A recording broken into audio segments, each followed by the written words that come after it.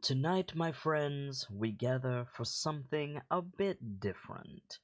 We have an extra story to tell you, taking place beyond the City of Splendors, that we're calling Homeward Bound. We'll be back in just a minute, but allow our intro to take you somewhere entirely new for tonight.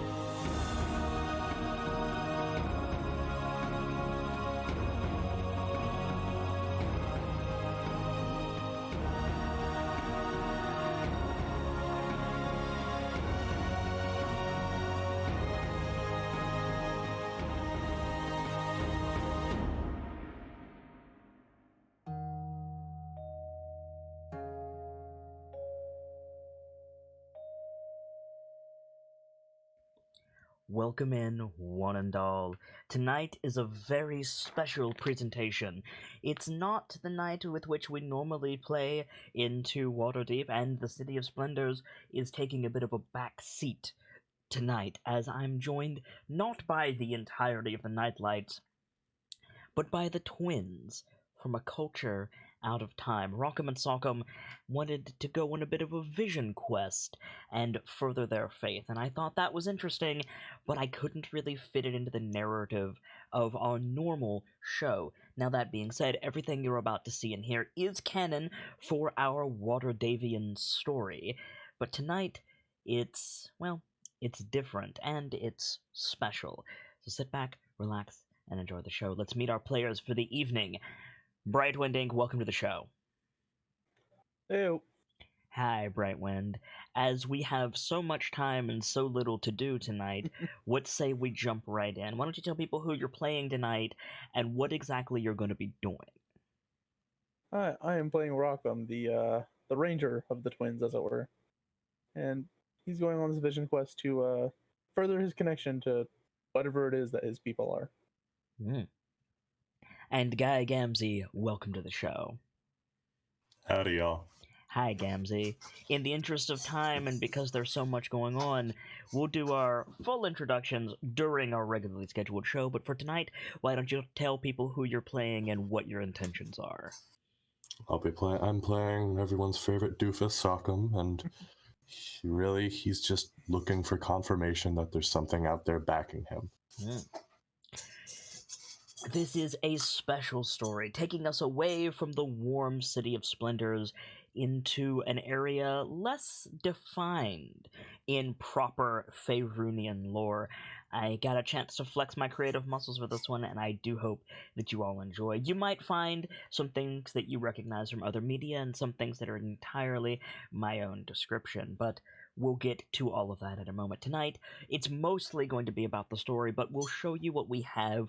We'll show you the character sheets. We'll show you the dice rolls. We'll show you the maps if they are necessary. But by and large, it's going to take place in what's called the theater of the mind, as the story plays out behind your eyes.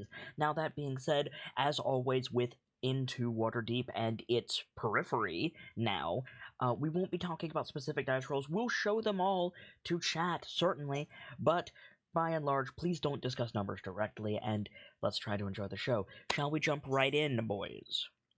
Yeah. So, we fade in slightly before where we left off on our Sunday game. The boys have retired to one of the many taverns in the Yawning Portal. It's late in the evening, and they have asked their druid friend, Connie, to help them undergo the ritual cleansing needed for an animistic vision quest. Now, Connie had supplies on her from her trip to Falalafalier at Corellian's Crown and her own scavenging in the wild, so Connie, set the scene for us. The twins share a double room, one bed for each of them, a modest nightstand between and a chest at the end of each bed, but it's an inn room at the end of the day. What have you done to change the atmosphere?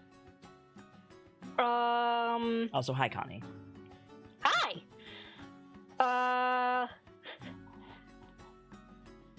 I think she probably would have... Right, so there's like this little tiny brazier on the nightstand between the two beds. You got incense burning all over the place. You're like waving some plant around or other, I assume. Yep. Waving around like a smudge stick or something. Mm-hmm. You're not really sure what plant it is, but the whole place stinks. Smells like smoke and sage and some other things you can't put your finger on. The beds and everything is still in the same place. She hasn't moved anything, but there's like there's like a pair of pillows like on the floor. Oh, interesting. Okay. For them to sit on. And that's the gist of it. So, what are the twins doing? What are the three of you doing when we fade in from break? And I do apologize, I'm snacking. That's fine. You said there were pillows laid out for us to sit on? Mm-hmm. Yep. Connie would have told you to sit down and try and clear your mind and just like relax from the hustle and bustle of the day before you go on this nonsense. I think Barkham would be sitting down, legs crossed. His bow is probably to the left of him. And Connie, would you have taken their, like, dangerous implements away from them? Oh yeah, no, those are elsewhere in the tavern now. In the tavern, okay. The last thing you want is a taut string around you when you're tripping. Yep. Yeah. I guess the... Or a magic axe that returns to your hand. Exactly. So the boys, you have been divested of the majority of your equipment. In that case, I think he'd just be sitting there with his eyes closed. Okay. Trying to clear his mind, but I don't think it comes to him right away. Okay. Sock? Yeah, Sockham's likely doing the same thing, but doing that thing that you always see, like, the goofier kids do in the meditation scenes, like opening one eye real slightly, looking at Rockham, closing it. The Ace Ventura method, got it. Yeah.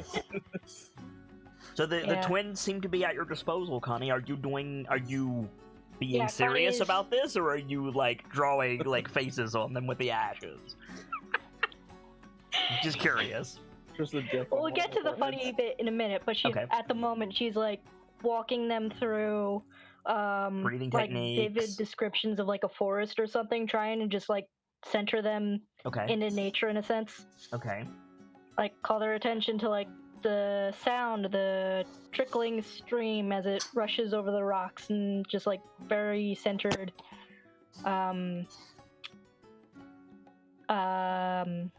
what's the word I'm looking for? Sense info, I guess. Nice. Okay. Meditative is the word you're and- looking for. What? Meditative is the word you're looking for. Well, yes, but more specifically, in terms of like senses and what you're experiencing. Okay. So right after I think they've gotten nice and chilled out and not like thinking about the day's nonsense, she would have had them do two things. Eat some really icky herbs. Okay. And then she's gonna give them a really bitter glass of something to drink to knock them out. Cool. So the objective is to make them lose consciousness, yeah? Yes. Okay. So you do all that, and I think the last thing we see... Wait. Okay. Two things before you go under, and they're probably starting to go under as she's saying this. Right. First of all, if you find yourself in a really, really dark forest, and there's a dude with antlers and a lantern on a shepherd's hook, do not follow him, and do not eat anything he offers you. You're in for a very bad time. Thank you for the I don't idea. think there's a word. There's just eyebrow raises Second I'm passing point. out. If it's like a bad trip or some sort of emergency and you gotta wake up, look for a river, a really shiny river. You'll know it when you see it, and just take a dip, and that should hopefully snap you out of it. If that doesn't work, just start punching each other until you wake up. So Connie gives these warnings to the twins, sets the brazier with incense on it, like on the floor between the two of them, and quietly exits the room. We see the twins in meditation for a few seconds, breathing deeply of the smoke and the psychoactive substances, and then our view also mists over. So, like brief whirring sound, the camera fogs over white, and then we open to... I have it right here. Here it is. We open to clouds parting. We see a great eagle leaving contrails in the sky as it flies in, and it flies over a mountain, and it flies over a series of mountains in very close proximity, and there's a basin that kind of connects these mountain peaks together, semi-artificial, semi-natural, and on this basin there is a city of ice and wood, with high banners flowing in the breeze from various ancient bones and skulls. We see ice fields and ships docked. We see fires burning outside and inside, and we see people coming and going. We see all kinds of people. We see Goliaths and dwarves and dragonborn. We see a few humans and some things that we have never seen before. And the eagle passes over all of this, and the mist kind of rises again and falls, and we see Rockham and Salcom standing in this central gathering hub with a great bonfire, a brazier built of bone and steel, holding like entire trees that have been stacked together in this huge outdoor bonfire with these beautiful ice sculptures all around them, and stone and wood seats gathered around in this amphitheater type place. Before them is this staircase, And I want to draw special attention to this staircase, because this staircase is atypical for you twins. Both of you, you're Goliaths. You're bigger than the human world in which you reside. So stairs have always been a bit of a nuisance for you. Taking a stair one at a time is a bit short for your stride, but taking them two at a time can be uncomfortable. Mm-hmm. These stairs are sized for you and those bigger than you. These are wide, whole timber staircases meant for ox carts to go up and down to a degree. Big, like, dark red wood. But you're at the base of these stairs on ice and stone as snow falls over you. The stairs lead to an outdoor mall or market that connects to this huge building of glass and ice and wood, built in a longhouse style, but imagine like a storied longhouse. Imagine like 6 stories in a Viking longhouse and as big as a stadium. It's massive. Behind you is this bonfire, and then a circle of buildings beyond that lead down, that lead 2 ramps that lead down into the lower portions of the basin and the other tiers of the city. You have never seen a place like this before. Above you is a gorgeous aurora in green and purple, kind of waving in the distance, and you see more stars than you've ever seen. And the stars are not all in configurations that you're familiar with. Some you've heard about. It's as if the constellations have been stenciled, and you can see them clearly. There's people all around you, but immediately to your right, there is a great creature of some description. It's got 4 legs, it's got 6 horns, it looks vaguely like a cow and vaguely like a bear. It's some kind of ox creature. It's laden with chains and boxes and straps. It's got all kinds of packages strapped to it. And standing at the back of this ox, in basically steampunk metal armor, is a man. He's bald on his head. He's got a big bushy beard, bigger than Andre's ever was, made of like coarse black hair. On part of his face, but not over his eye, he's got one of those artificers. I need to turn that down a little bit. He's got one of those artificers' eye patches that you can turn it to have different lenses, right? He's got that like on the side of his face, so you can pull it down over his eye. He's not wearing a helmet, but he's got this like basically steampunk mech suit on otherwise. And he's shouting at someone at the top of the stairs. He's at the bottom of the stairs. At the top of the stairs, there's a woman. She's probably 10, 11 feet tall. She's got skin the color of like a torch through a cup of tea. Long braided hair down her back. She's covered in soot. She's wearing like a working jumpsuit made of like Kevlar almost denim. It was probably white at some point. Now it's like creamy gray, covered in soot. She's got a bunch of tools on her belt, and most notably, in place of a forge hammer, she has a flanged mace.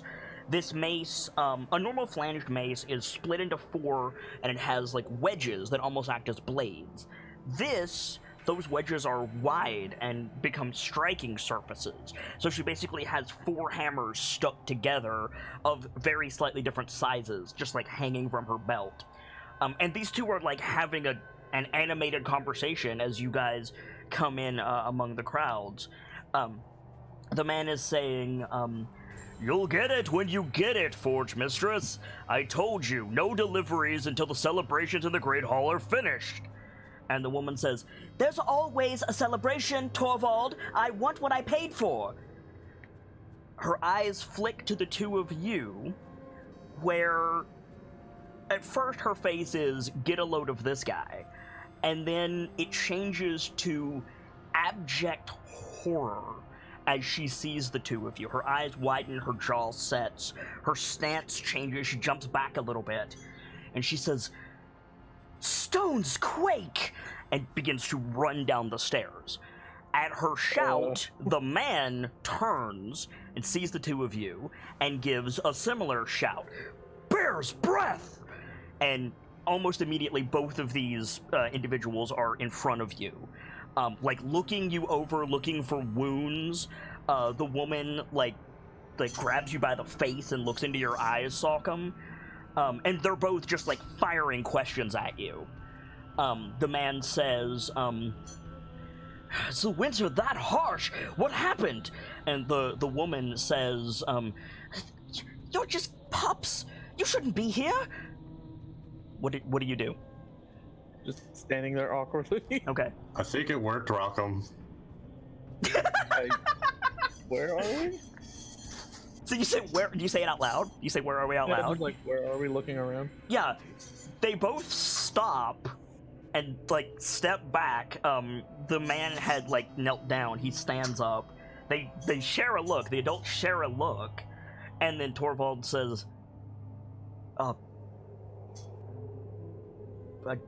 "How do you not know?" And the woman like snaps her finger. She says, "Ah, the rights, Torvald." And Torvald starts laughing, and he says, "By wolves' teeth, you're ambitious, aren't you? Coming straight to Valorholm." Valorholm? He gestures around like, "See? Valorholm." I think Rockham's just speechless in this moment.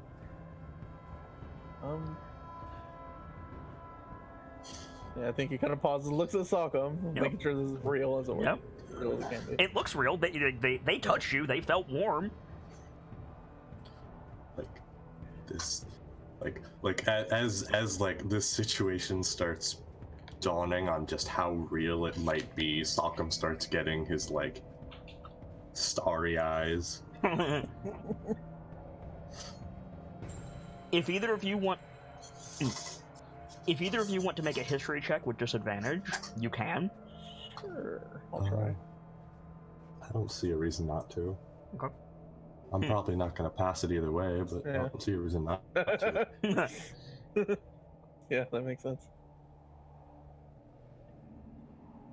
Hold on. Everything's being slow because I have too many tabs. Well, then That's produce your tabs. I did. And things are still being slow, but here we go. There you go. If only you didn't have disadvantage, Salcom. Oh my god! So, yeah, neither one of you have any clue what they're on about. And I think it shows on your faces. Yeah. And I think the woman kind of like straightens, puts a hand on her hip, looks you up and down. You can see she's got like eyes like a thunderhead. She's got like gray, almost glowing eyes. She's got blue markings down the left side of her face, starting just above her eye and going down into her neck and disappearing into her clothes. You don't recognize the markings, but they are in a way similar to yours. And she says, "Are they teaching you nothing?" And Torvald, apparently, says, "Now, Forge Mistress, give them time. What clan are you from, boys?" Zuma. They look at each other. "No, your clan, boy." Oh. I don't know if we know what you're asking. Yeah, my father always told us that our names were... Well, allow me to introduce myself. I am Salcom Redar Zuma. Rockham Bloodar Zuma. And Torvald, like, slams a hand against his chest and, like, stands straight, and he says, "Torvald Ironclad." That name means nothing to you, but he's acting like it should.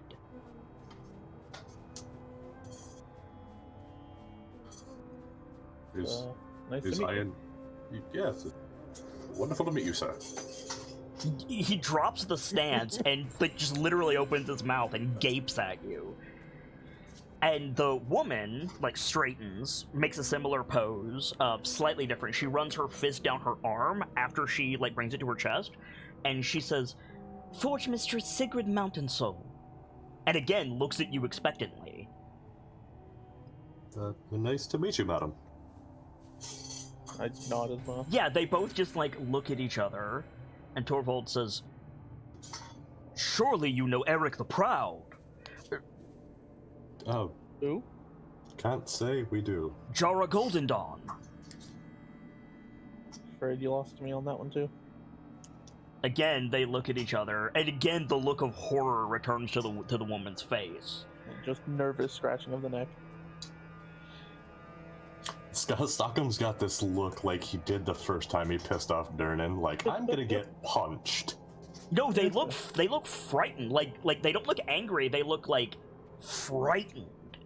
That's why Rockham is nervous. So Torvald like takes a deep breath and like runs a hand through his hair or his head. He doesn't have hair on his head. Runs a hand over his head, and he says, "All right, let's just take a minute, Ciri. Maybe it's not that bad. Boys, where are you from? Are you dead?" I hope Connie didn't mess it up that badly. I'd list off the name of the village that we're from. Yeah, they Yeah, look at each other, my kind of head. shake their head. Torvald says, "Connie, the shaman that sent you here. Yes, our sister. Who does he follow?" She's a basic druid. She follows the spirits of the land and whatnot. And I think. and Ciri says, "Which one?" Well, she wasn't I don't quite. think we've asked. I don't know, actually. What clan Did is she have from? a chose? I don't think she has a clan. Yeah, I don't think she's quite clan. Allow me to explain. Our sister Connie is of red skin. They kind of glance at each She's- other. She's not a Goliath. Tiefling. Wait, a tiefling shaman? Are things that bad? Oh, no, she's quite good at what she does. Don't be rude, Torvald. She speaks for which spirit? I don't know if she speaks for. Like Sockham starts doing that thing where he like mimics the motion, like running his hand over his head, like he's running it through Yeah. her hair. I don't think she follows a spirit. She's a druid, not of the Goliath order. She just does things, and I don't think we've really I questioned. will where say it this: comes from. Ciri is not a Goliath. You don't know what she is, but she's not a Goliath. Right. She's not. Torvald might be, but you can't. He's wearing a mech suit. It's hard to tell. Right. She's not an animist. I don't think she is. But she sent you here. She speaks for the spirits. Yes, she's a druid. She has magics related to the nature. You were It was sent here to fulfill a purpose. The way they're acting, they're like, jump in any time. Like, come on, you know this. And Torvald says, like, you felt the call from, he looks at Rockham. Bear? Owl? I think he pauses for a moment. I mean, my purpose was to deepen my connection with, I suppose, where I come from, my culture. What if that's what this is? Again, they look at each other, and Ciri says, "Why couldn't you just ask the Elder?" Our grandfather passed a long time ago, and we're in a city we're not No, quite the- familiar with. Tribe's Elder, the clan's Elder. He doesn't. That- Our father, if that's who you mean, isn't much about the spirits. Again, they look at each other. No, your clan, boy. Your greater family. Allow me to explain. We live in a small village primarily of humans, called Amberage. Our father, myself, Rockham, our father, our mother, and previously our grandfather were the only Goliaths living there. We don't really know much about our culture. Grandpa passed away a little while ago. How did He you was the only recite one who might have known. How did you recite the charms to travel here? We left that to our sister. We trusted Kinda- that she could do it. Lit some herbs, did a ritual, and now we're here. So you weren't prepared? You didn't... no feats of strength? You weren't fasting on the mountain peak? We waded into a storm. We I don't know fought. if it's related. We fought our way through an arcane storm previously today. Again, they look at each other.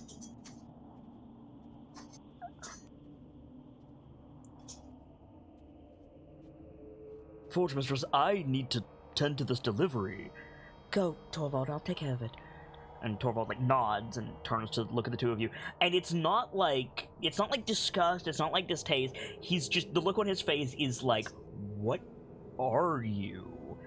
And he turns back to his yak thing and walks away.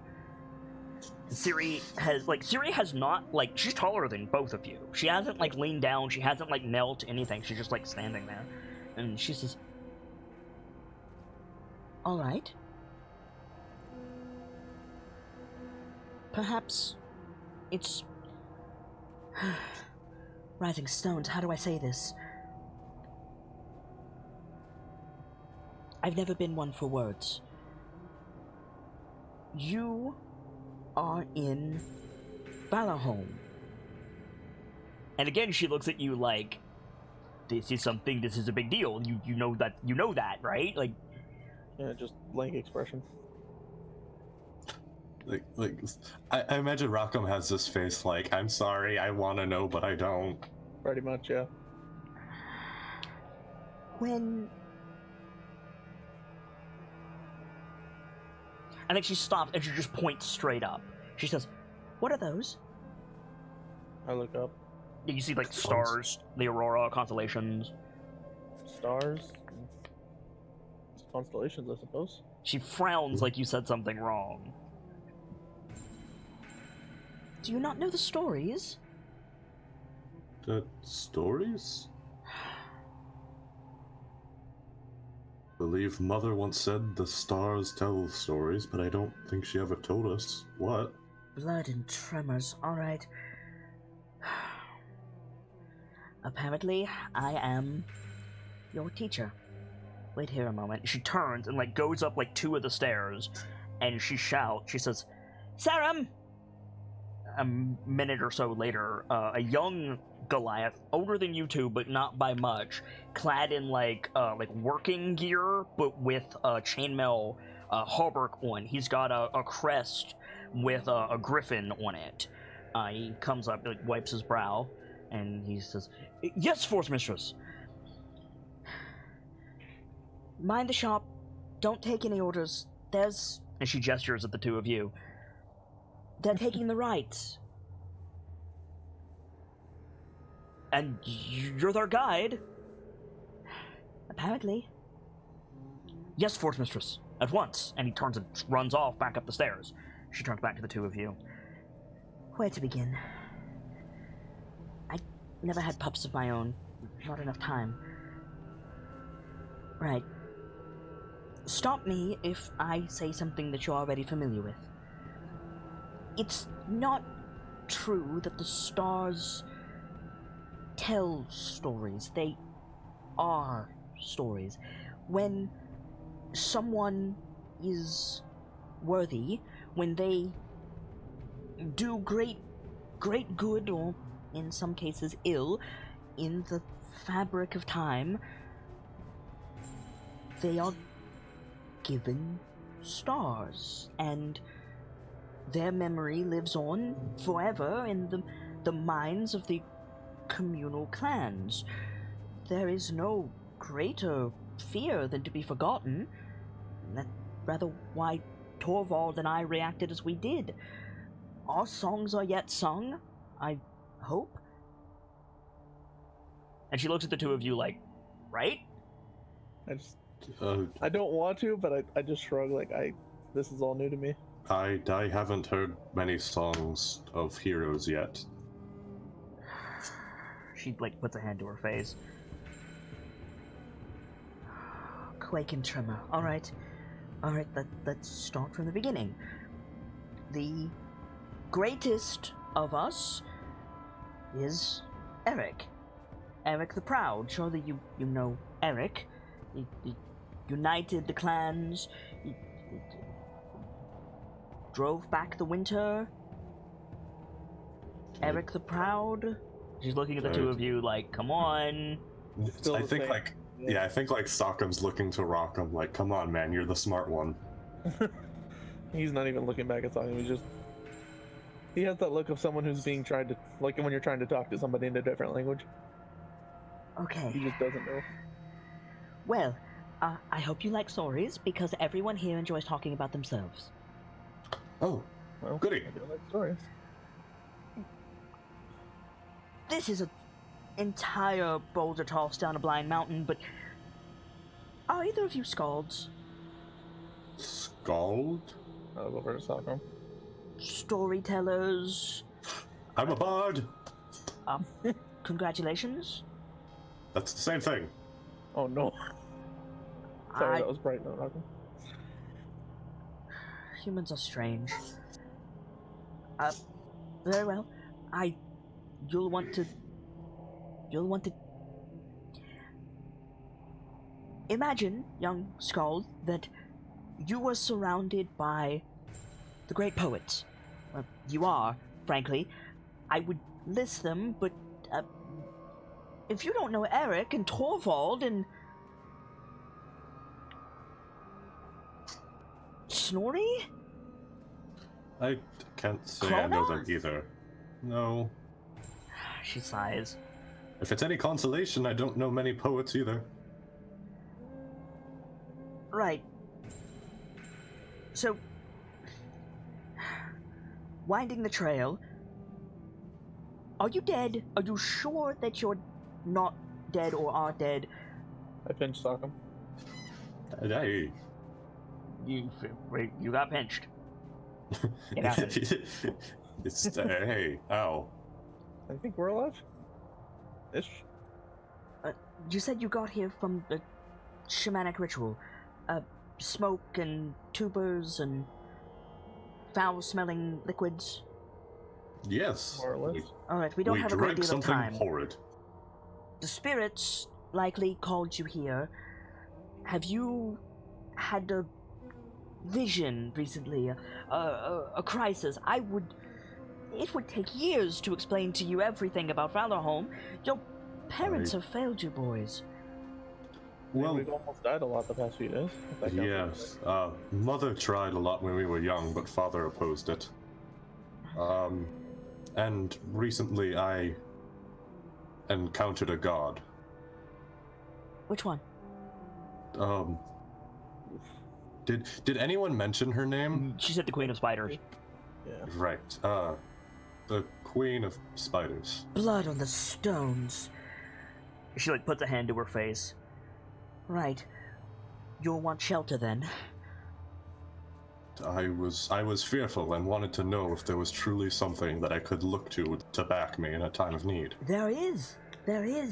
I assure you. Right. Let's start. I don't know how long you have. Business first, and then I'll explain why you're here.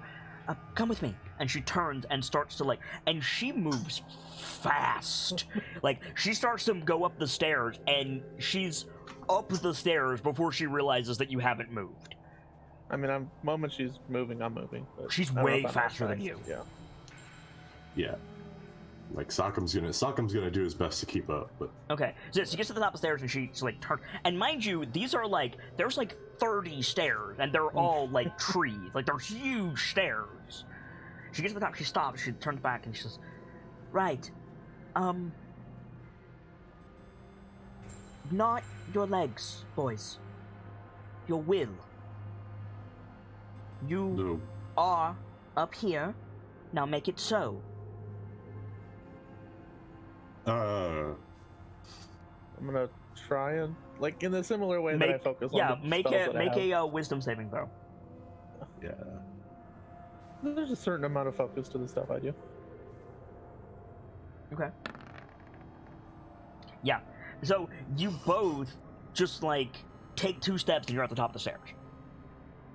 That was Do we new. always do that? And she smiles and she says, "Good, you're learning. Come on." And she turns and she starts going through the market, and the market is incredible. There's like wood. It's all wooden stalls. Think like job fair at a school, right? Wooden stalls. But it's like one is like the finest axes you've ever seen, and the next one down is also axes, but they're even better. And the next one down is like furs of like pristine furs of every animal. Some animals you can tell what it is because it has the head attached. Some you can't tell. The next one is like leather. The next one, like, you get it. It's a big like Viking market.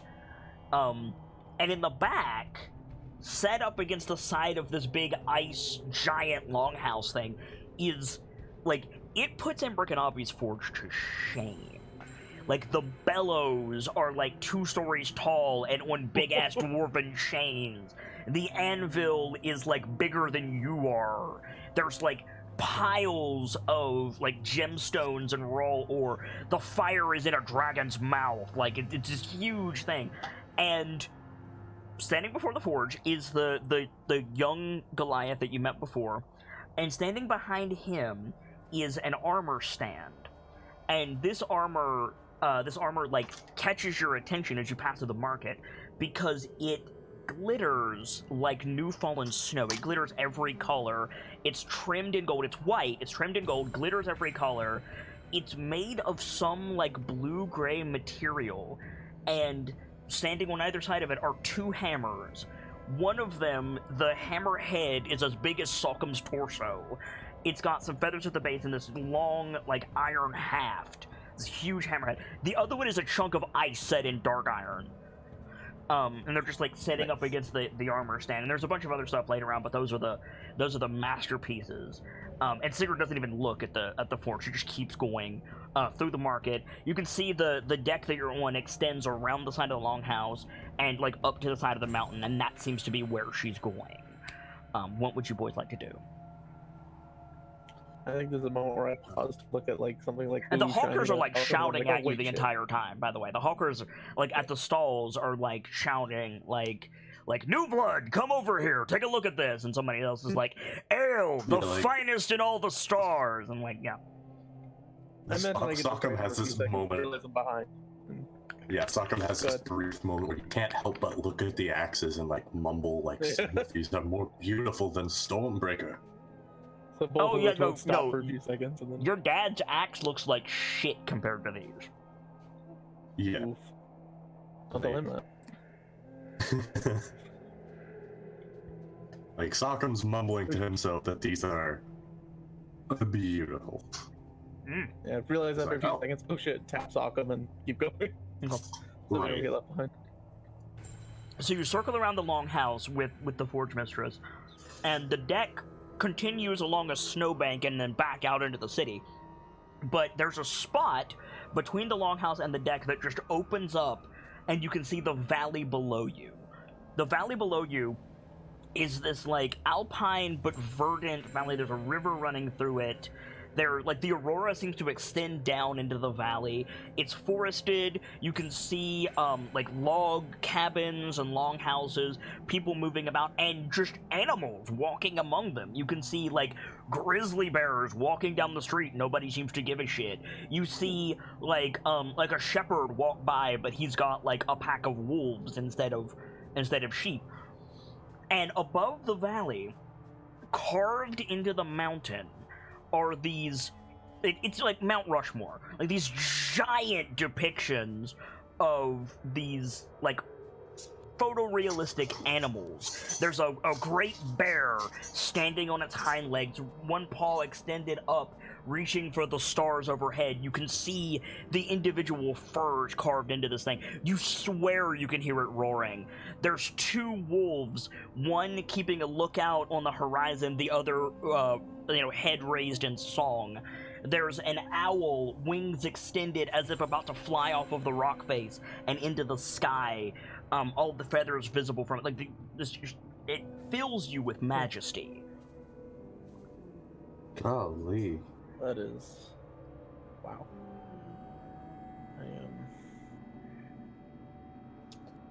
I think we're out of our depth, Rockham. Yeah, we are. Effectively, says Sigrid, getting you back in the moment, she says, you're in the sky right now. Like, celestial plane? Like... That's a dumb comparison, I'm sorry, but that's the only thing I have of Essence. Well, I don't know what that is. You're where heroes go. Where the spirits come from. Sockham's got them fat hero eyes. Heroes? As Torvald said, it's rather ambitious that you came here for your vision quest, but, well, I believe that you were brought here for a reason, and given that you're largely ignorant, we need to find what that reason is. And to do that, we need to go and speak with Krona.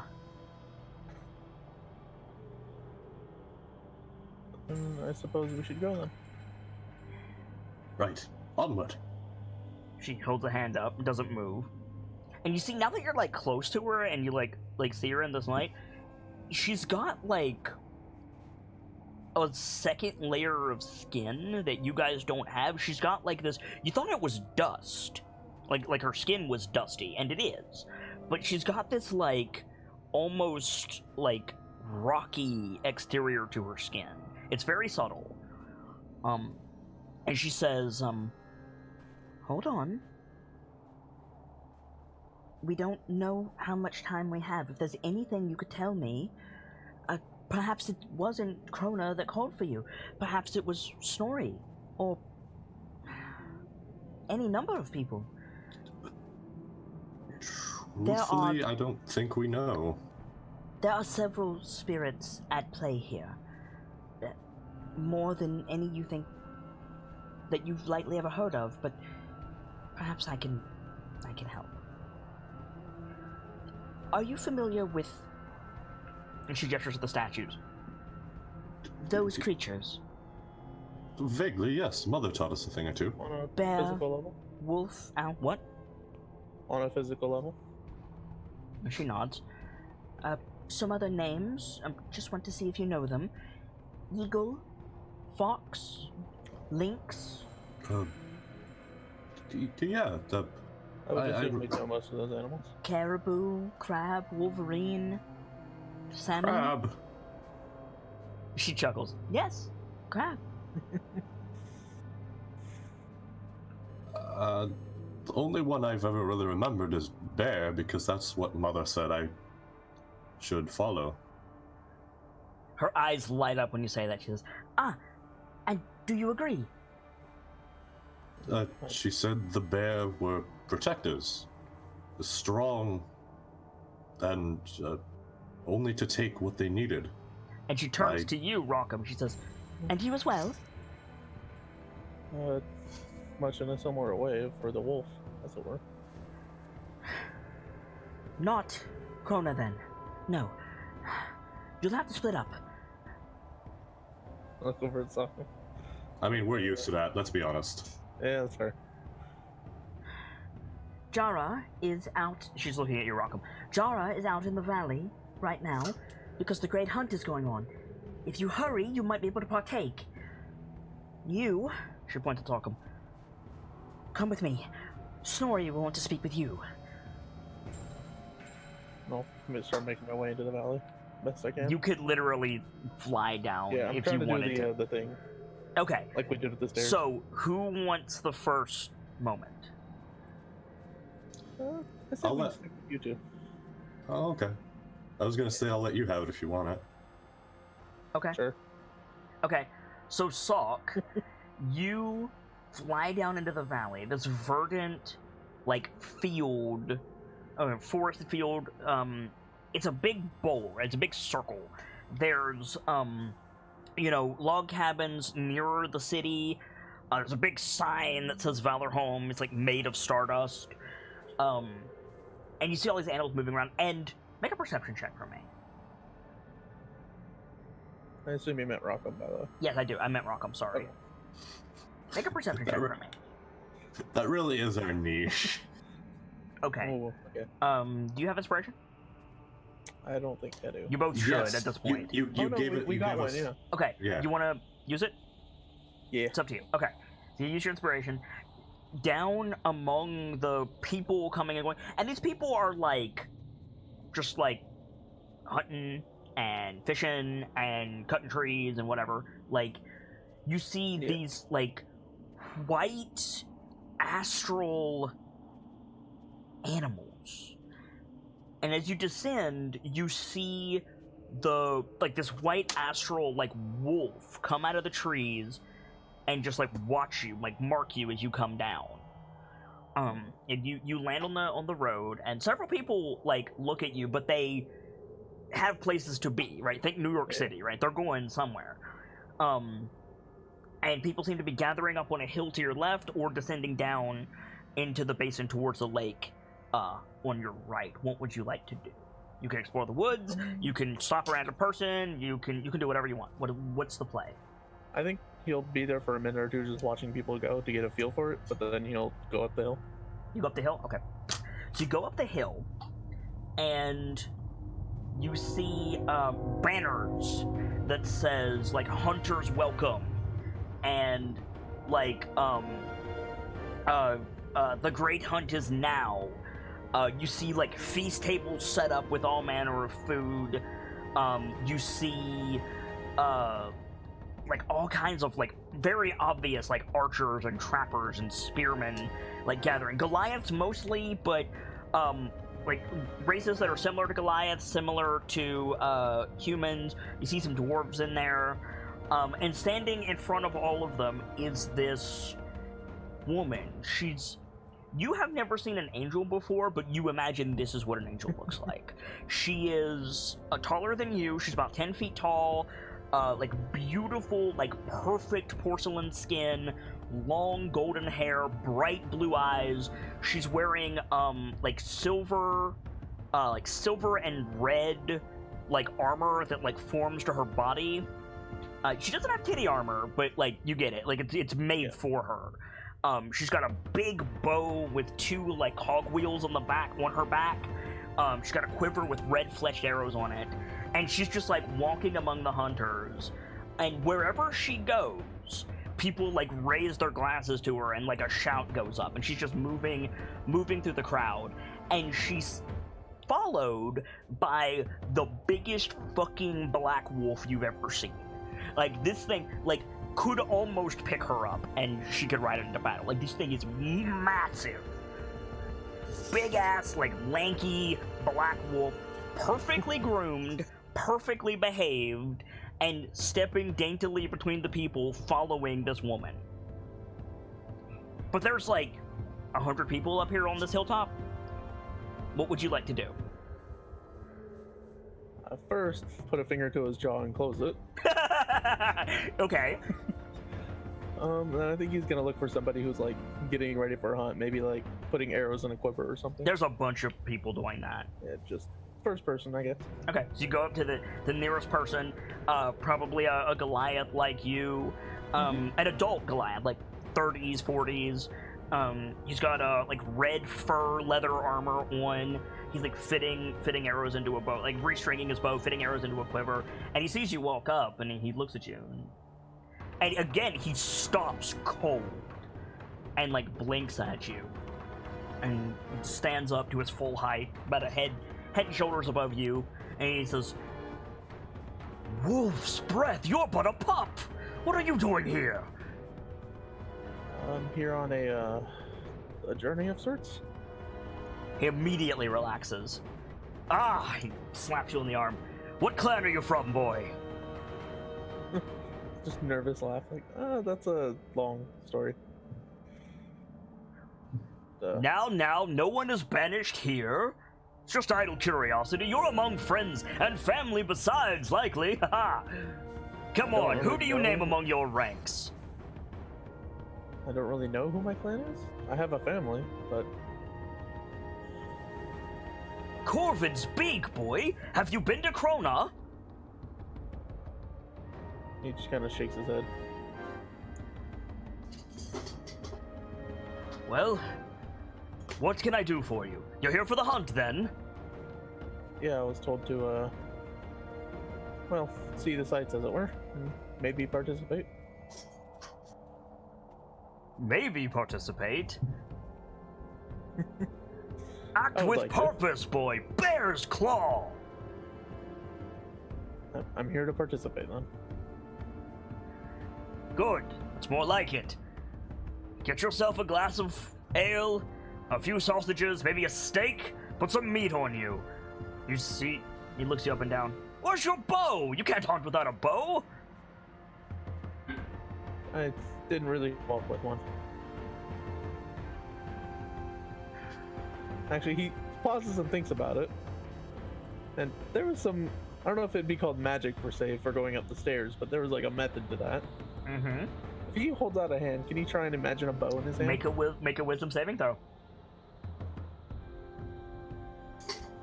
Side note, I want the summon bow spell if that's a thing. It is a thing, actually. Wisdom is a stat that I have. There it is. Okay. What does Rockham's spirit bow look like?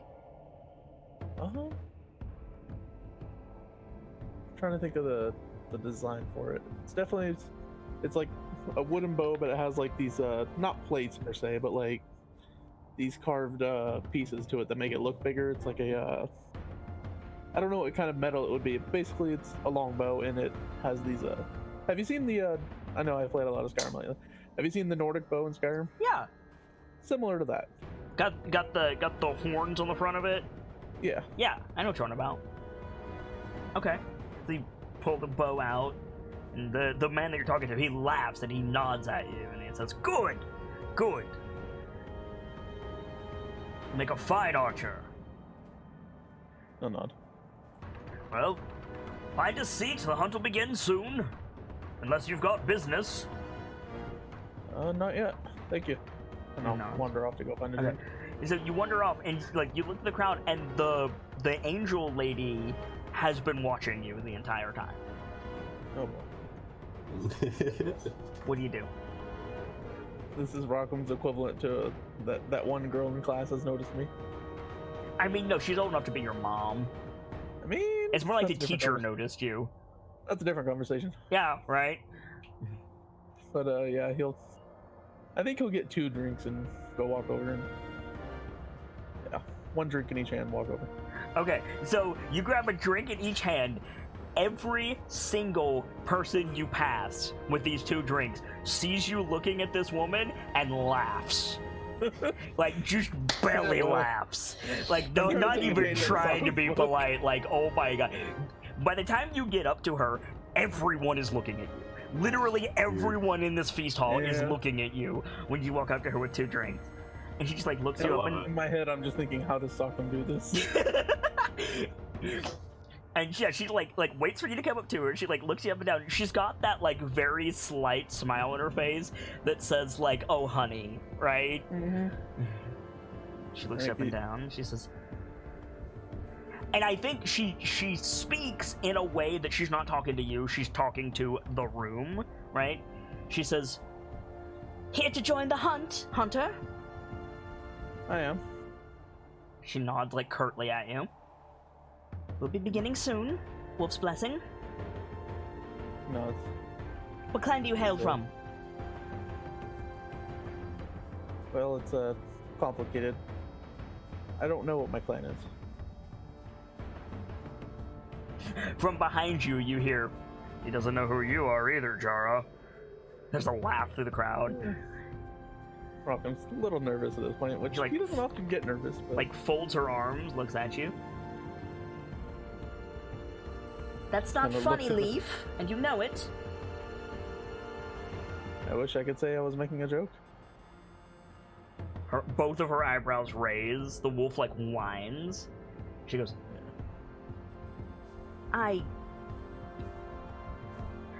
Okay, I need to make a roll. I don't know. Okay, I don't know if Jara is modest or bold. So I'm gonna make a roll, and we'll see. We'll let fate decide. Okay, so she's kind of in the middle. Okay. So she says,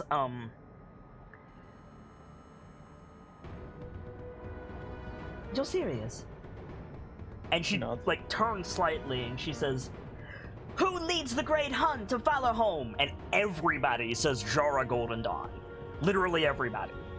Oh no. And she looks back at you like, right? I'm Jara. That's me. You know this name, right? Like I'm important. It's good to meet you, and I'll offer one of the drinks. Nobody is laughing anymore, and the nearest people Yeah. are like staring at you like, what in the fuck? He's trying his best here. And she looks you up and down. She says, and she points over her shoulder. She says, This is my brother Wolf. And she's like I know. waiting for you to say his name. Nice to meet you, Wolf. He's trying to channel his inner Sokka, Yeah, but it's he's- not the time for it. Otyr the Red? Otyr Redfang? No? He just kind of shrugs. I'm new to these parts. You can't possibly be news to these parts. Have you never looked at the sky? Ever? Of course I have. She points up. The wolf and the huntress, that's me. Oh. Oh. And she's just like completely like gobsmacked that you don't know who she is. Yeah. My family wasn't the most connected to our clan. What clan do you hail from? Zumar? Your clan, boy. He just kind of shrugs again. Again, I don't really know. How did you die? I didn't die, but I was brought here by a ritual. You shirked your studies, and the elders sent you here on a vision quest. That man, everybody like sighs with relief. I think a little quieter, he says, may have been the tiefling druid that I grew up with that did it. Either way, you were sent here to learn humility and your history. Arrogance only Aw. gets you so far. Remember, you have to walk with the pack. And she says that as if you know that phrase, like... Yeah. I think not knowing it from this place, but knowing it just as a point in life, you would know it. But Yeah. he would nod, and I think he has that arm extended with the other drink. He kind of pulls it back a bit. Yeah. So it's not awkward as much as it can be. I think you start to pull it back, and she just like snatches it from you and then just downs it. I down mine as well. And she just like slams the cup down on the ground. It's a wooden cup, so it bounces. Yeah. She, like shakes her head. Yo. Alright, what were you sent here to do? Well, I came here to learn about my people, learn about my culture. She laughs, like, oh, are you a skald? I consider myself more of a, hunter, I suppose. He gestures around. You're in good company. So then Wolf called to you. I suppose. Well, did he or didn't he? It was more of a choice that I made, but I do feel Don't choose the spirits, boy. They choose you. I think he looks visibly confused. You've never felt the... She, like, leans back on the feast table behind her. She, like, leans back on it. Wolves howl. Are they teaching you nothing? Pretty much. Right. do you at least know who Wolf is? I look over at the wolf next door. Not Otir. Otir is child of Wolf. As am I, as are you, as is everyone here. I was taught very little when I was younger. She sighs. I am loving that. Mm-hmm. Wolf is the swift tracker. Wolf is the mind for battle. Wolf is the forest of staves, standing together, back to back with your brother against the darkness.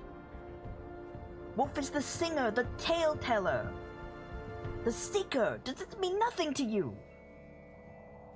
Of course it means something to me, it's just the first I've heard. And? I mean, I feel a connection to those ideals. Good. She seems relieved. Very good. Alright. If you want to hunt with us, then you have to complete Wolf's trial. No, nod. You have your bow? Good. Wolf has marked something for you out there. Find it and bring it to me. I think I'll nod and get the bow out in one hand. And unless he's told anything else, he'll start making his way into the You woods. turn to go, and she says, "Walk with the pack, Hunter." He'll pause and nod. Okay. What do you do? Deep breath. Okay. And if I walk with the pack, I think he would stop and think that she means... Because this is the Great Hunt, he assumes he's not the only hunter here. No. Obviously. No. She said to qualify for the Great Hunt, you have to do Wolf's trial. Yeah. This isn't the Great Hunt yet. Okay. This is the get shit faced before the Great Hunt pregame. Yeah, I think he would have that moment where he turned and she said those things.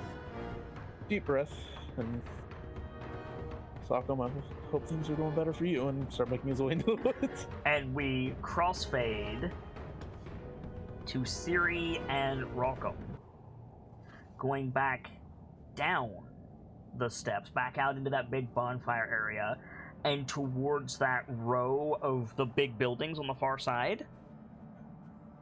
Right. You see, like symbols on the door. Can you read giant script? Serious question? Yeah. Okay, Yeah. so you see above the doors of these buildings, like, the House of Bear, the House of Eagle. You see these great ice carvings, almost as wonderful as the statues, in front of these various buildings. And she leads you to the biggest one in the center, opposite the big hall market area. This huge one. It's got two big ice bears. One of the ice bears has cubs. And it's this huge, like, 3-level long hall full of people. You can hear chatter all around you. You can see warm fires burning in several places, but also plenty of cozy corners in this place as she leads you inside. You can smell honey and berries and incense, smoking fish. You can smell like fresh plants being grown. You can hear, more so than anywhere else that you've been so far, the voices of children. You can hear like laughter and like the sounds of like pet animals. And standing before like there's a raised central bit in the middle of the long hall, and there's 4 tables there with a bonfire in the middle. Standing in front of this bonfire, there's a dude who can only be described as a Viking shaman. He's got a necklace of teeth. He's wearing a hood with fur on it and like glass eyes. He's got face paint around his throat that looks like claw marks. He's a big dude, and he's like just telling a story. As you come in, he says, "And Tyrion, took up the blade of his foes, and smote the darkness with its own making. The river ran clear again, and the dragon was defeated. Dragons. And they're like, he's just speaking to like an enraptured audience. What do you do? I think Sockham's like stood there doing that thing where like it's both hands, like he's running his hands through hair, like mouth gaping. This is his heaven. Okay. Can you make a strength saving throw for me, please? Yeah. Okay. So, you're sitting there staring, you feel a hard pressure on both of your shoulders, and you're sprawling up the steps toward the table before you can, like, blink. Siri shoved you. Hey. So you failed your save, so you sprawl up the stairs, and, like, you don't necessarily have to land on your face, but you're definitely on your knees by the time you get up to the top of the stairs. Yeah, like knees hit the stairs, and he does that quick like leap to get on his feet at the top. Yeah, everybody is looking at you. Several people raise their glasses to you. And the speaker, the bear shaman, he turns to you and like puts his hands in his robes like a monk, like in front of him, and he says, "You're safe now, boy. Whatever troubles and fears accosted you, they're gone now. You're home, and you need never fear death again." I can't quite say that's accurate, but I have to say I do feel at home here. And kind of tilts his head. I promise you, son, in Bear's embrace, you're safe. And from behind you at the bottom of the stairs, Siri says, "He's not dead, Snorri." "Forge Mistress, I didn't see you. Come, have a seat. I've work to do." "What do you mean he's not dead?" "Vision quest." "To Valorholm?" She nods. "Very well. What clan do you hail from, boy?" Zuma. "Your clan, boy." Unfortunately, as far as I'm aware, Zuma is my clan. Zumar is your family. That's what my father called us. That he never called us by any other name. Well, there's our... What part of the mountains do you hail from? I'm not sure. Allow me to explain. I was born and raised in a human village called Ambridge. He steps back and like gestures you to come up before the fire. And he says, "Let's get a look at you, boy. Do you have a name at least?" Yes. My name is Sockam No, it's not. Razuma. Somewhere in the forest, Rockham sneezes. Yeah. Like I think Sockam legitimately stumbles over his own tongue there for a second. Sockam Zuma. He nods slowly. What's the name of the shaman that brought you here? They told you what to do. She gave us warnings of things that if we saw we should run. This isn't exactly her expertise. Our little sister is, well, she's not of the same ilk as you and I. She follows Bear. She follows nature. She doesn't follow the spirits. You follow Bear? Yes. I think. Not... You think? From what Mother explained to me that Bear represents, I do. Bear is your mother.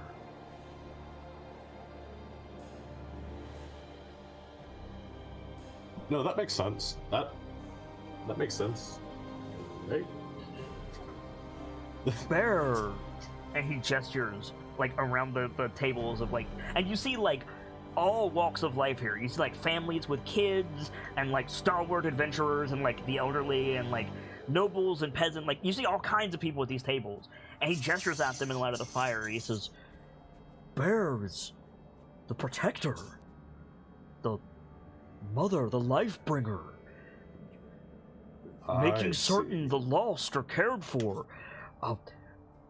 making certain we are supplied for the long winter, and that we have the strength within ourselves to survive. Bear is all around you. Bear is within you. You felt what I say. You know it to be true. Don't you, boy? Yes, I think so. Good. Good. Then you've come to the right place. My name is Snorri Thunderbelly. I speak for the bear. And it is an honor, sir. Bear approves of you, Salcom Zumar. But you were called here out of danger, darkness, and fear. What brings you to our lodge? Speak, and let Bear hear you. And he like steps back. Myself and my family, my brothers and sisters, we came to a new city and we were recently attempting to save someone from danger, and we were in dire straits, and I called out for help. And Bear answered you. I fear not. The Queen of Spiders was the first to answer. A rumble goes through the crowd. You see the fire dim slightly when you say that. And Snorri like jumps in front of you, holds his hands out. He says, good people. There are no spiders here. In Bear's embrace, all are welcome. All are safe. Those doors will hold from whatever darkness. He steps back again.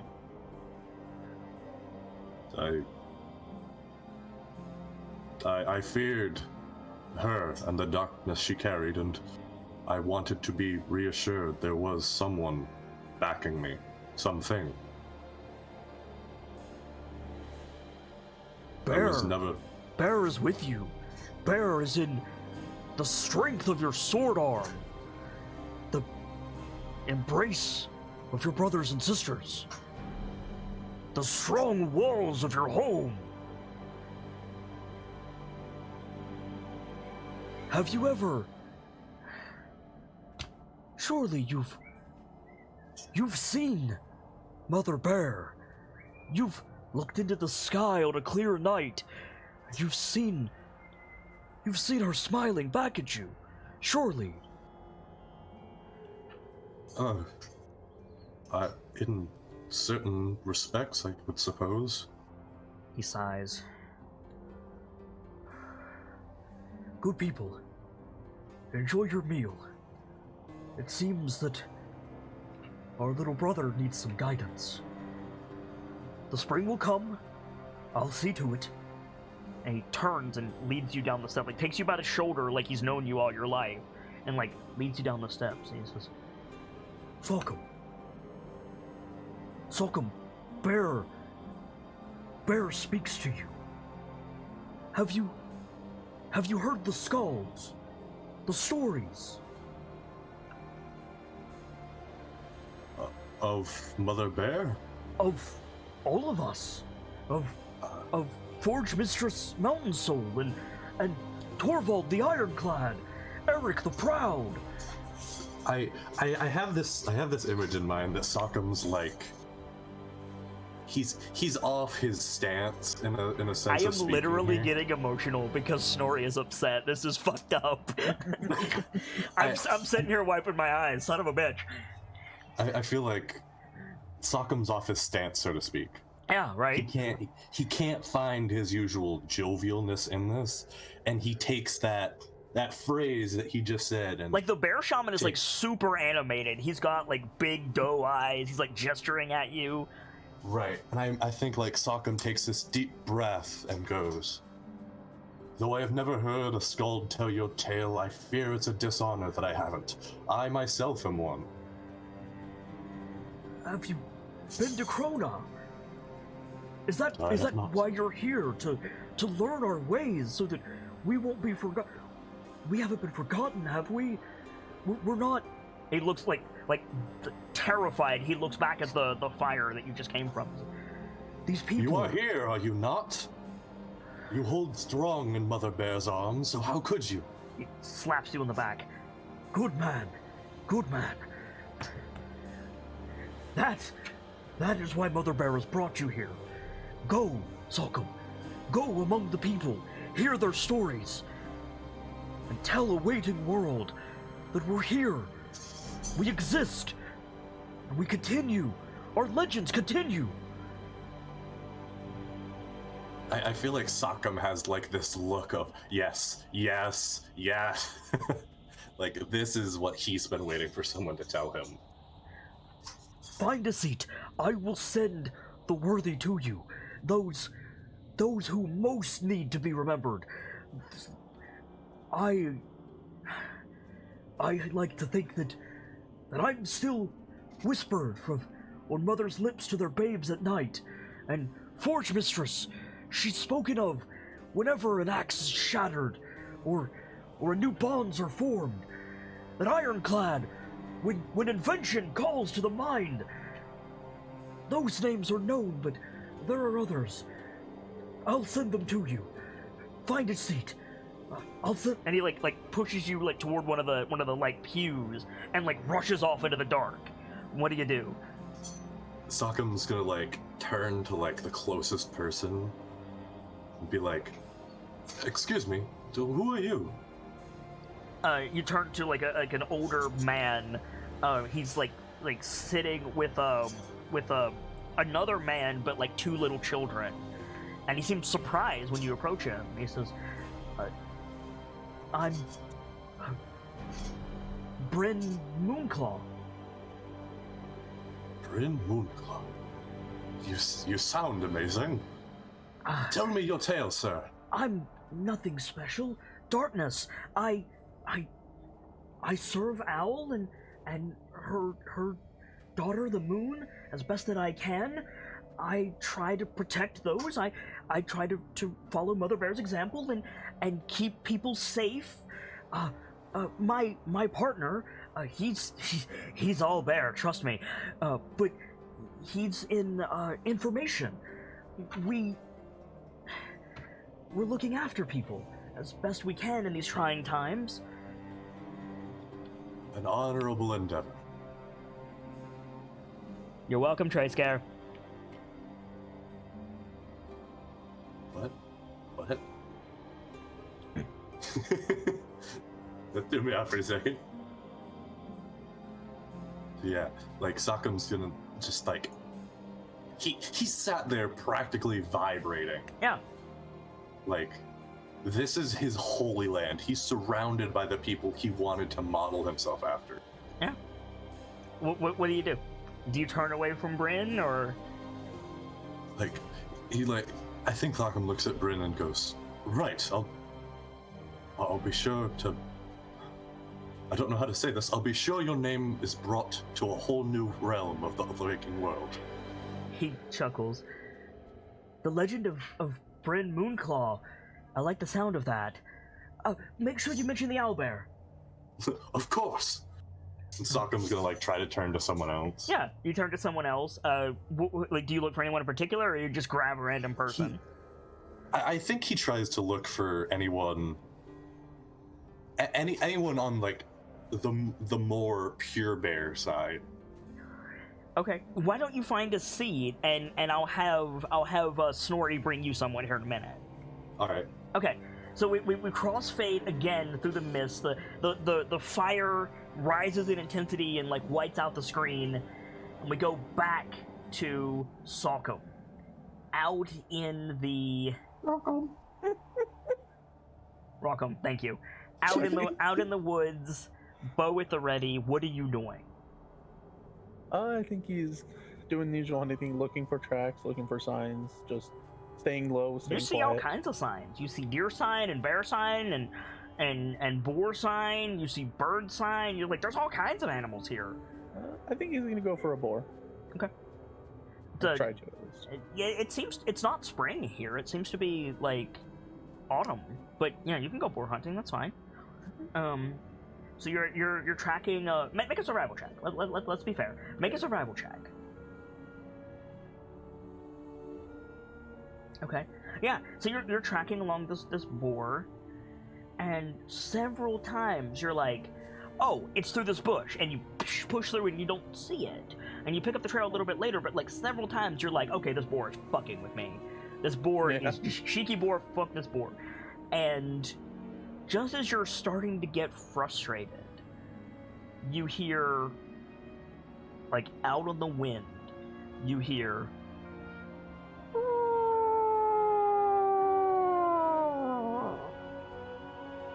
Kind of perks up a bit, looks over toward the noise.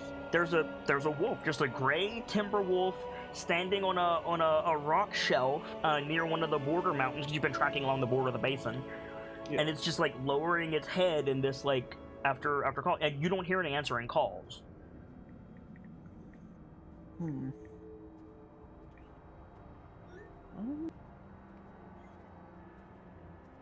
debating if he would take that as a sign or not.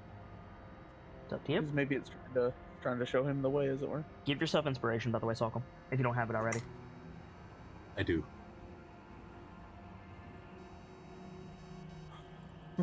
Part of me is debating if he'll try and follow the wolf. Part of me is debating if he howls back. Okay. Because it'd be interesting. Why not both? Yeah, I think he'll howl back. Try and let the wolf know he's make there, a as it were. performance check, but use your wisdom, so you get a bonus. How do I change that? You should just be able to click the word charisma. No? There you go. My wisdom adds a 4 to that. Okay, so add 4 to that. Okay. So you howl back. The wolf turns and looks at you. Doesn't move. Just turns and looks at you and like blinks. Yeah. It's like up on a rock shelf, about 40 feet out and about 20 feet above your head. You need to climb to get to it. Yeah, he'll sling the bow over and start climbing. Okay. Make an athletics check. That's a train. That was train. Athletics. Okay. So you start climbing up the side of the cliff face to get up this thing. It's hard. The rock is cold, it's icy, but you manage to get up, and when you pull yourself up onto this ledge, you see the wolf has its leg caught in a small rock slide. Ooh. And just, once I'm up there, very slowly take the bow off, set it aside from me, just so not to try it, and walk over and basically take a look at it and see if it's something where I have to try and wedge the rock out, or if I can help him with its foot. Make a perception check.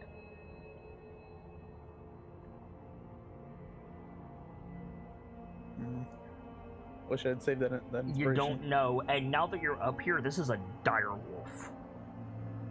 Oh boy. This is a big, and it like growls as you get close to it. Yeah. Seeing if I have any abilities to help me here.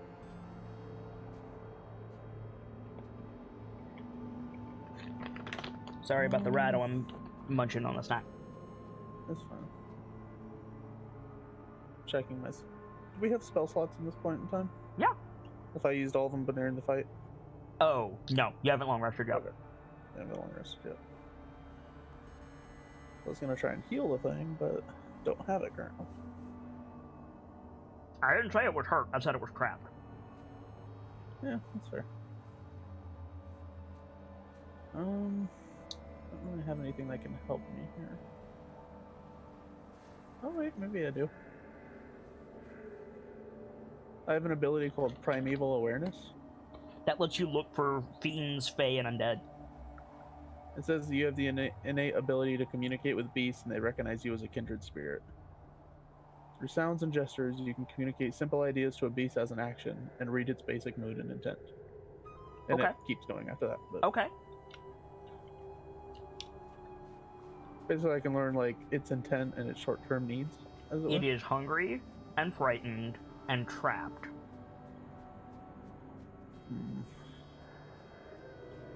Mostly their body language, but I just want to say, I'm not here to hurt you. I'm going to try and help you out of here. Okay. Make an animal handling check with advantage. Okay. Okay. You're like, I'm not gonna hurt you. Like, hold your hand out. Okay. You want to try to get it out? Yeah. And like move Obviously, some. if it starts to like whine a lot and it looks like I'm going to hurt it, then I'll stop. But... Okay. It doesn't whine. It snaps at you when you get close. Okay. Ears go back. Ruff! Yeah. Snaps at you. I mean, I can take a bite, worst case scenario. Okay. I'm trying to free its foot, as it were. Okay. So you start moving. So yeah, it's gonna bite you. That's fine.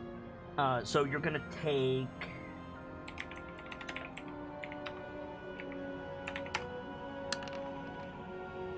Woof! It gets a good chunk out of your arm. It bites down on your shoulder, but you just power through it. Do you want to? Out of curiosity, would you like to Stone's Endurance that? I don't have Stone's Endurance. Okay. So I used it during the fight. push the rocks aside. It pulls its leg out. Let's go. Mm-hmm. Do you retaliate from the wolf in any way? If it's still like biting down on my arm. It bit and let go. Nah, he's fine though. Because you just back up, hold your hands up. The wolf tests its leg a few times, looks down over the side, looks back at you, perks its ears up a little bit, and then lifts its head and just howls again. I howl with it. Okay. When you look back, because I assume you lift your head to howl with it. When you look back, it has turned spectral. Huh. It's white astral outline of a wolf. Yeah. And then it just hops down over the edge of the cliff. It's not a super far drop. It's 10, 12 feet. For a wolf, that's not very much. Yeah. For me, I'll climb down a little bit. And then okay, yeah, you climb down a little bit, and it's gone into the trees a little bit, and then it's turned back and looked at you. Yeah, I'll try and keep pace with it. Okay, and we'll crossfade through the mist again, back to Bear's Temple. Yeah, I gotta go to the dopey out real quick. So perfect. So, Salcom. Oh, Salcom disconnected. Hold up. Yep, I'll grab him. Okay. Boop. Salcom, welcome back. Hello. So you find a seat on a bench near a different fire, right? And a few minutes later, Snorri comes back to you, and he's leading an old-looking man. He's got a long, scraggly gray beard. He's hunched over, leaning on a staff, right? Mm-hmm. And he sets him down across from you, and he says, Salcom, this is Bard. Yes. Bard. Bard. And kind of hurries away, and Bard looks at you, and he says, you're the Skald here on a vision quest. Yes, sir. That is correct. An age and more ago, I was called Dragonbane.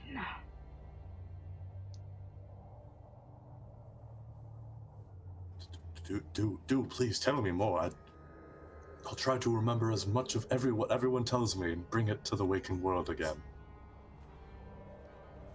You see, in those days, I was Bard, son of Olaf. And kind of gestures a hand not very cool. I was the elder's son. We were taking our clan down to our summer grounds, as if you know what that means. And from beyond the peaks, a red worm with wings to blot out the sun swooped down nearly dragged the cart off the mountainside. But I was a bit of a climber in my youth, and I threw a hook on the thing and leapt into the sky to meet it, and it flew away with me. My family thought all was lost, but I had an axe, I had a knife, and I had the grace of the wolf, and I fought that lizard in cloud, forest, everything. Cut its wings, cut out its tongue, and rode it into the ground. And there, I carved out its heart. Reborn, Dragon Slayer, protector of Clan Ur. That is amazing. Yes. Until dragons got rarer. No one needed stories of dragon slayers to lift the spirits anymore. It was Orc Slayer this and Wolf's Bane that. Old Bard was forgotten. Don't have long now, or my stars fade. Well, sir, I am a skald of the waking world. I'll be sure your name is spread far and wide the best I can. And if nothing else, I'll remember you for the rest of my days. Broad Dragon Slayer, Red Worm's Bane. Remember that. Of course, of course. He pushes himself up, and he's a little bit younger looking in the face. Like, you can see that his hair used to be like dirty blonde, and he's like stands a little bit straighter, and he says, "You'll make a fine skald, boy. Do your clan proud, and always walk with the pack. Always."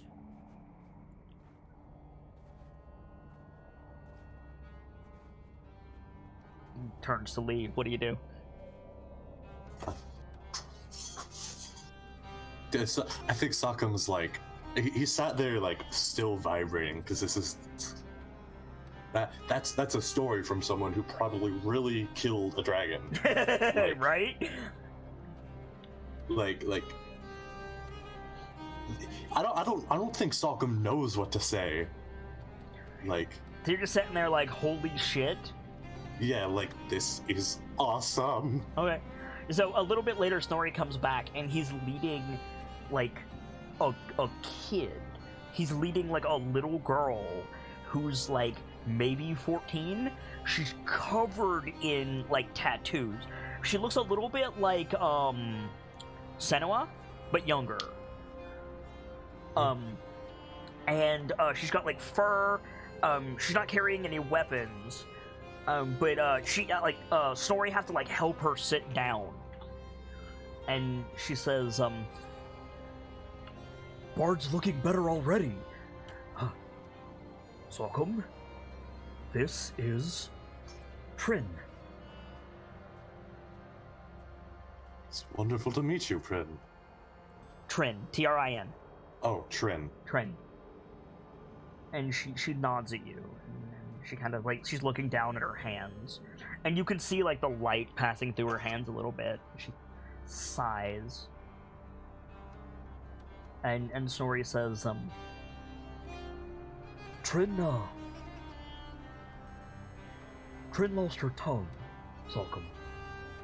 Oh. Well, that's no good now, is it? She shakes her head. Trin is here in Valorholm because of a fire.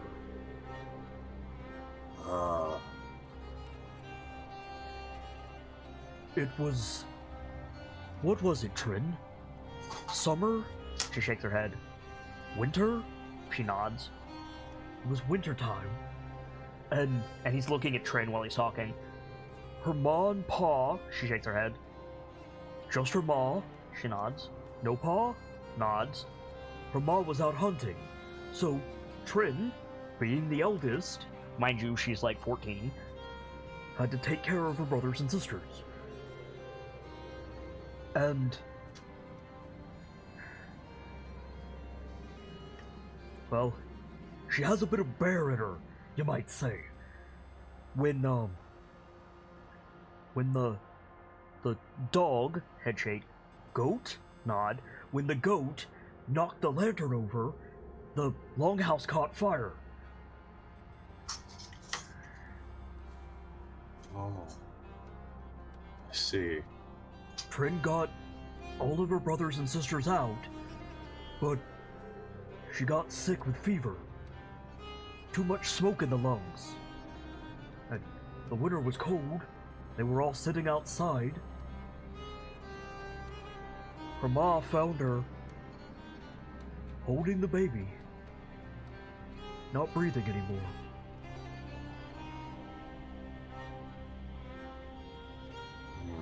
She's a hero, don't you think? Of course. To act so boldly in a moment of crisis as to not even think of your own will, but to save your family in such a way. It's admirable. And I told her, Salcom, that you're a skald of the waking world. So you're gonna remember Trin Fireheart, aren't you? Of course. There may even arise a song of her. She smiles at you.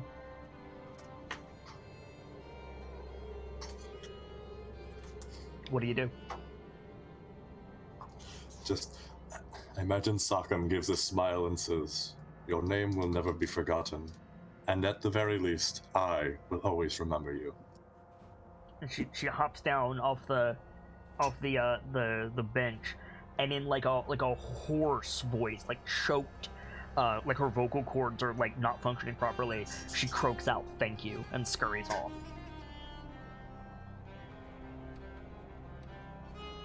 I like this. I've got more, Salcom. I've got a lot more. But if you've got questions, well, bear grant us time. The people come first. Good man. And he scurries off again. What do you do? I think, while he's away, he's gonna, like, the excitement is a little too much, so he's gonna turn to another person and ask real quick.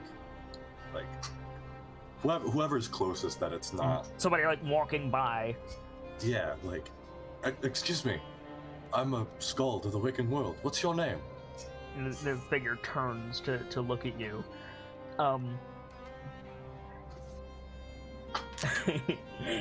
Hey Gracie, what was your bard's name? I've forgotten.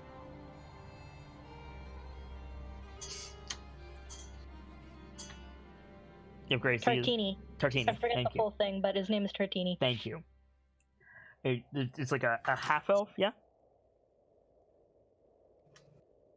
Aye. Okay. He turns to you and he says, "My name's Tartini. I'm something of a skald myself." Ah. How did you find yourself here in Valahome, Greta? The Starfrost. As if you know what that is. I see. Well, fuck. Ah, Don't worry, it'll be a while. I must ask, what is Starfrost? He sits down across from you and he says, "You'll never believe this. Where I come from, it's always winter and always night. But, well, the call for adventure is a strong one, isn't it? And Yes. sometimes the storm overhead rolls back and you can see the skies. The stars always gave me comfort. I think that's why I'm here. But in so doing, it always got much colder, more desperate. We call it the Starfrost. And I had heard talk that there were folks exploring out in the Starfrost, and I thought, Tartini, you're strong enough to do that. Well, apparently not." He chuckles at you. though bold to try, it was. And if nothing else, boldness in itself deserves to be remembered. And what of you? How did you come to Bear's Temple? I was never taught much of my people or Valorhome, and I was in search of, I suppose, a certain togetherness with who I came from. And Bear speaks to you? I feel it does, yes. What did you say your name was? What clan are you from? The clan I have always known is Zuma, though not a well-known one. I believe it of my father's creation at this point. Apologies. Sokum Ureda Zuma. He holds a hand out to you, shakes your hand. Right. Sokum, taking up the mantle of Bear. Sokum, Bear Mantle. I like it. And he stands up. And he like... Dang it, Kit! What? What? I saw that reference. You're welcome. and he leaves, and about the same time Snorri comes back, and he's got a strong looking man with him. Like he's wearing like leather armor with steel plates on it. He looks like an adventurer. And he sets him down, and Snorri like nods at you and shuffles off. But before he goes, he says, Sokum, it is my distinct pleasure to introduce to you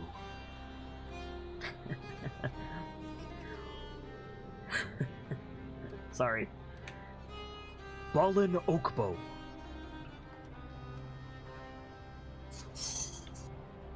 It's an honor, sir. And he leaves, and Balin like thumps the table, and he says, "You're damn right it is." Please tell me about yourself. You already know who I am. Everyone knows who I am. I'm sorry, sir. I wasn't raised around skalds who sang the stories of heroes of this place. Heroes. He snorts derisively. No, nobody else here is a hero. It's all Jara Golden Dawn this and Eric the Proud that. No, because none of them had vision. I am Balin Oakbow.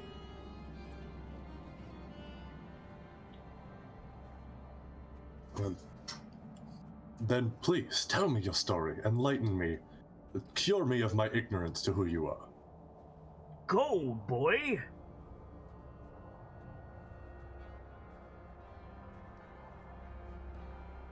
You look at him blankly, and he says, Yeah, like... The coin in your pocket, you use gold to trade, right? That was me! That was you? Nods. What do you mean, sir? I mean, people were giving away valuable goods, and I thought, hey, let's trade them for shiny rocks. Make them worth something, and then whoever has the most shiny rocks is the best person. Obviously, that's me. Oh, you came up with the idea of... That's amazing. Gold. Me. See, everyone knows who I am. So, tell me, how did you find yourself here in Valorhome? He kind of rubs the back of his head. I like booze. A lot. I think Sokum, lets out, this hearty, probably a little too loud laugh. I can drink all I want here, at least. How was I supposed to know poison made ale taste like nuts? And by the way, who would want to kill me? I helped everyone. Yeah, perhaps you had a lot of the shiny rocks. And they wanted it. Ah, and they were too much of a candy ass to try to take it from me. Understandable. After all, I'm Ballin Oakbow. Who would want to challenge someone such as yourself face to face? I'm saying! Sure, there's people who are faster than me and stronger than me and a better shot with an arrow than me, but who do you think sold them their weapons, and their houses, and their clothes? Well, somebody else probably, but they used my money.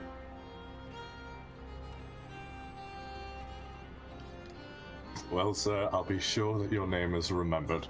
Ballin Oakbow. And gets up and wags a finger at you. he walks off, and you make eye contact with Snorri, and Snorri just shakes his head I'm sorry. Sockham looks at him with this fat grin and just shrugs, and does his gesture come on, I'm ready for more. And Snorri goes off, and we crossfade again to our boy out in the jungle, out in the forest. Welcome back, Rockham. What are you doing? I've been following the wolf for, I assume, a little while. Yeah, you've been following the wolf for some time as the mist fades back in around you. Are you just letting the wolf take you wherever? Sure. The wolf leads you to... I don't know what it's called.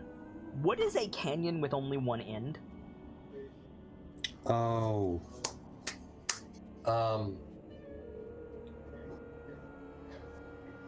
know Like a fjord? No, a fjord is a rock surrounded by water. What do you want about? Hang on. You know what I'm talking about, right? Yeah. It leads you in this relatively narrow canyon with a dead end at the back. And at the back you see this this boar. It's currently bleeding out. It's been attacked and bleeding out. And near it are two also bleeding heavily wolves. What do you do? Look at the wolf who led me here, It's looking at you expectantly. Yeah. I'm gonna pretty much walk over to the three of them and try and inspect wounds, see how bad it is. They are See if all it's going to like bleed a out and mercy die. kill They're all thing, going to or- bleed out and die. So in this situation, it'd probably be better for a mercy kill instead of letting them bleed out. That's up to you. Unless you have packs. I don't have any sort of healing or anything at the moment. Don't you? No, I'm completely tapped. Don't you? It's a good question, I guess. This place could be different. This is why Sockham carries healing kits. I think he'll go over the first wolf, looking them over. It's Can I been tell how young or old it is? a couple years old. It's been gored. Much in the way that I channel aid, I'm gonna try channeling that and see if anything happens. Make a wisdom saving throw.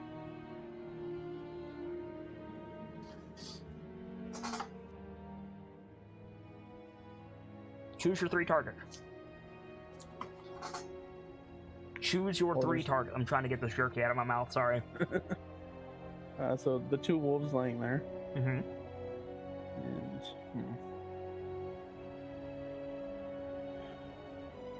and the one wolf that led me here seemed fine. Mhm. So the only target left is the boar if I want to. Unless I missed something. But...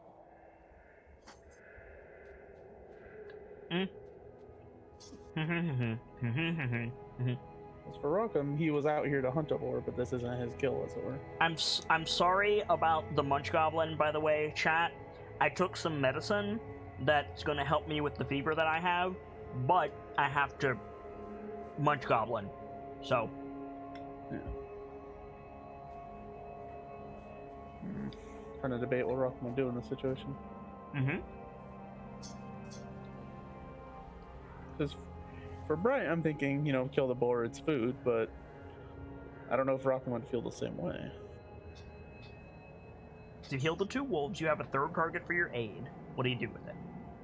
Yeah. So at this point, I could heal the boar or heal myself. I will say this. The boar looks young and in its prime. I mean, it took 2 full-size wolves. Yeah. But also, the 2 wolves look emaciated.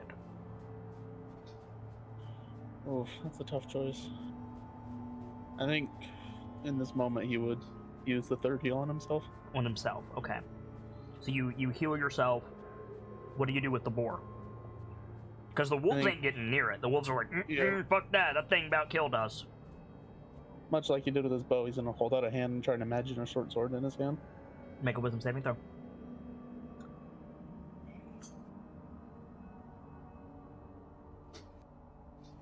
Ooh. Does not come to your hand.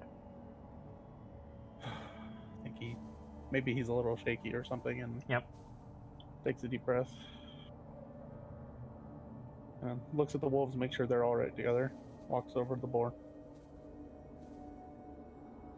The boar is like on its last leg. It's doing that thing where it's just like panting and bleeding, and that's it. Like, it's about gone. I think he'll take his bow out and knock an arrow. Okay. And just deep breath, pull the string back and fire. What do you say? I think in that moment where he has the like back of the arrow pulled up to his face, or not on his face, but like in that pose, I think he says, I was about to say may your next life be peaceful, but I don't know if he believes in reincarnation. So what do you say?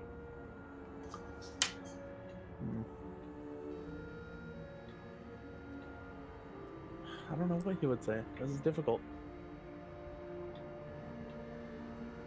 So he doesn't say anything, maybe? Yeah, I don't just think like he would stalwartly by the arrow.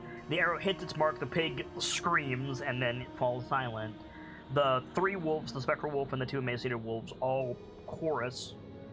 And then the two smaller wolves like step forward, kind of doing that thing where it's like, we're starving.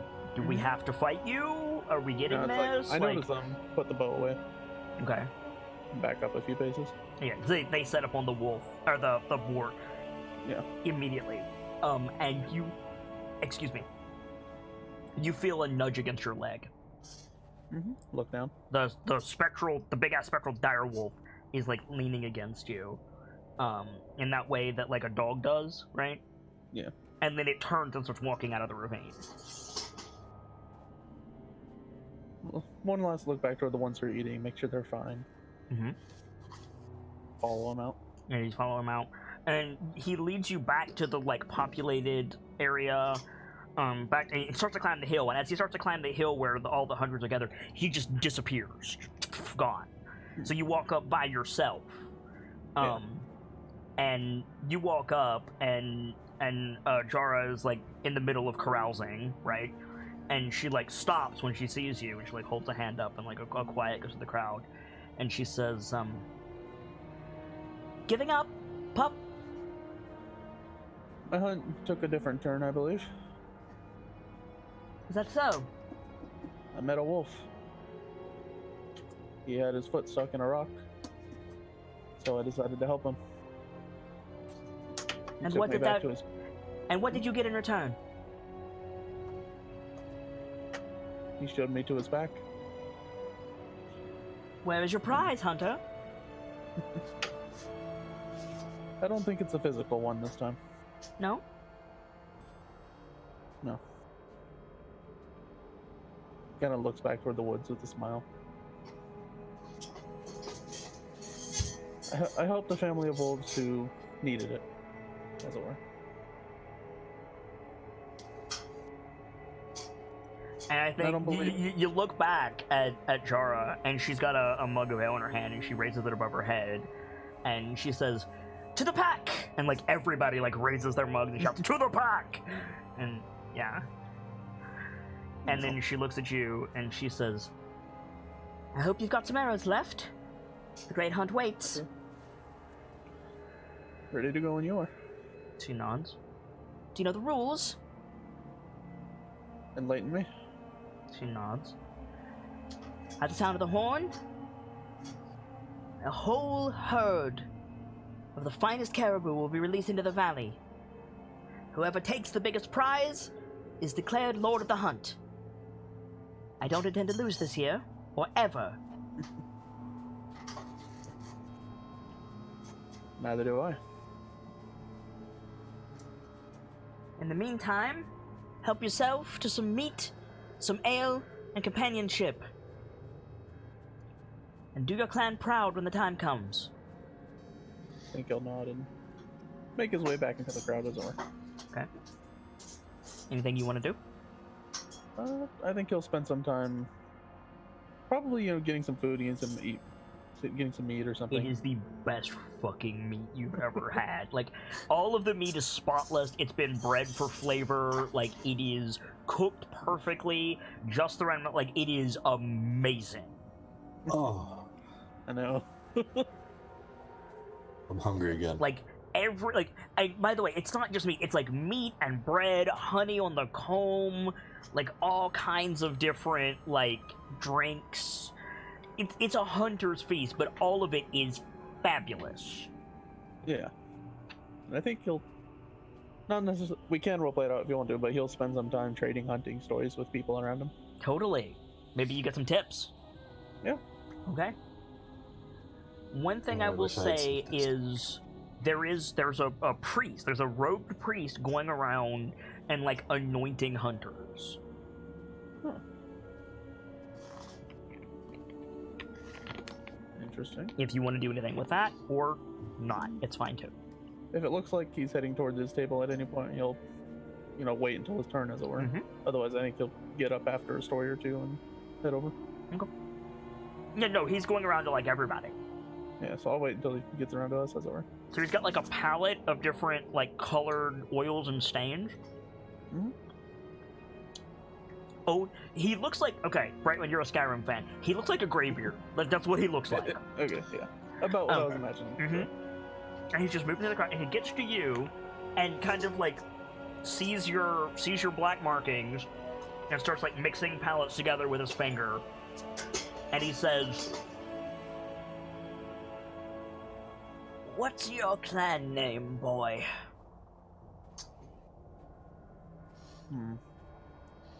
Learning what he's learned in the past few minutes, I don't know if he considers Zumar to be the clan name. Because You? it technically isn't. It's not, no. Not your family name. I don't know what my clan name is. Looks you up and down. That's what I'm here to learn. You've heard the call of the wolf, then? Smiles toward the woods he was in earlier. I suppose you could say that. And he starts like anointing you, but he's like connecting your like sigils already on you, and like drawing new ones. So you tell me, what does he make? It is accurate to what Rockham is feeling. I'll say that. I think it's somewhere between concern and confidence. Okay. He's concerned for, because he grew up around his pond. There would have to be a reason for him to have left all this behind. Mm-hmm. Not necessarily this place per se, but the culture. So he's And like, I think he's concerned for what that might mean, but confident in that he feels like this is a place he could belong. okay. Yeah, so he finishes marking you, and he says, "I wish you well on the hunt, Wolfheart." He'll nod and let him get back to his business, as it were. And he trundles off. And we crossfade again. And this time, like, we see whomever Salcom is talking to is just getting up from the table, like some old woman. It's like getting up from the table. Snorri is like leading her away. And Snorri comes back to you, and he says, "I'm sure there's more that you want to talk about, that you want to see, Salcom, but the Great Hunt is starting soon. You won't want to miss that. Oh, my brother went and joined that. Then you'll doubly want to make sure you're there." But Well, I Sir thought you Snorri, might I thought you might want Mother Bear's blessing before we go. Yes, of course. Come with me. and he leads you outside, out the back door of the lodge. And there's a cave, like, connected to the lodge. It just opens up into a cave. And you see, like, small, like, poor, like, families, like, nestled into the little nooks of the cave. And at the back, there's this huge statue. It's, like, it's hard to tell in the dim light of the cave what it's made of. Some kind of semi-reflective metal, maybe bronze, maybe dark brass, maybe iron. This huge bear in relief, and as you walk up, it's under a tree. It's under a tree, and the tree has like glowing fruit on it. So it's this little island oasis in the middle of this huge cave for the poor and the downtrodden. And Snorri walks up to the statue, and he puts his hand on the bear's paw, on the bear's outstretched paw, and he says, like, lowers his head, and he says, "Hi, Mom. There's a skald here from the waking world, a young man, proud and strong, but I think you know him already. He's lost, and I think he's worthy. What do you think?" And you watch as this huge white astral form like steps out of the statue with like the chuffing sound a grizzly bear makes, and like it doesn't kick up any dust on the floor as it moves, and it just like lumbers over to you. This thing is huge, the biggest bear you've ever seen, and it just like looks at you levelly. What do you do? I may need some direction, because I don't want to move. Me? Like, you want direction from me or direction from Snorri? No, that's Sock'em saying okay, that. Like... Okay. Snorri is in a trance. I think Sock'em's move is to, like... If you want a hint, make a religion check. Yeah, I'll do that, because I don't know what to do. That's what the mechanics are for. Oof. Oh my god. Oof. Would you like to use your inspiration and give yourself advantage on that roll? I have to ask. I'm required to ask. Yeah, I don't think advantage matters on that roll. Okay. So yeah, you just have this huge ghost bear looming at you. Is Sock'em just a deer in the headlights? I think so, and at the same time, I think like he like reaches out a little bit. Oh, you like hold your hand out? Yeah, like the first instinct in mind is like the blessing of bear. Reach out and accept it. Okay. So you reach out, and bear like. I'm going to refer to this entity as bear. As far as you know, this is bear. Right. The entity like roars, just roar, and it just like echoes through the cave. Everybody looks over. There's this huge rush of wind. It almost knocks you off your feet. Can you make an athletic check for me, please? Yes. There it is. That's the one I want. You. Would you like to use inspiration on that roll? Yeah. Okay. What do you do as this like gale force like buffets you in the chest? Even as big as this entity is, its roar should not do that. I think Sock'em he like tries to widen himself and tries to roar back. He's just rolling with whatever comes to mind. So you're gonna make yourself big. Here's a big scary monster in front of you. What do? You make yourself big and you scream back at it. All right, make an intimidation check with advantage.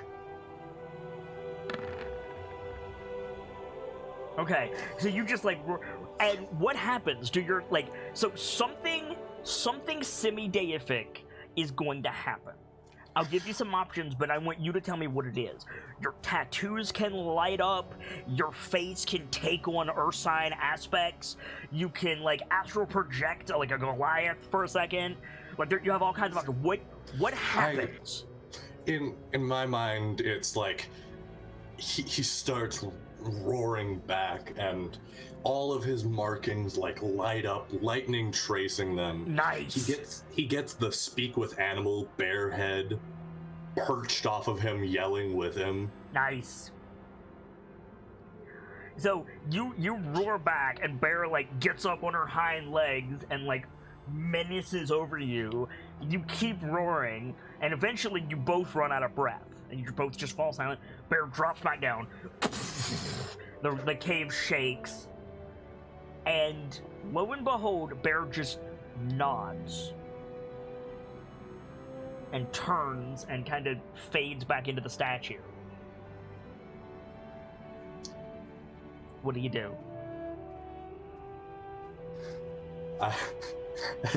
Just like, oh, I've been stabbed, and that was still the scariest experience of my life. And so Snorri like turns around, and he's holding like a bowl full of, it looks like honey. He didn't have this a second ago. And he comes over to you, and you don't wear a shirt, right? No. Okay, and he says, "Hold still. This is going to burn a little bit."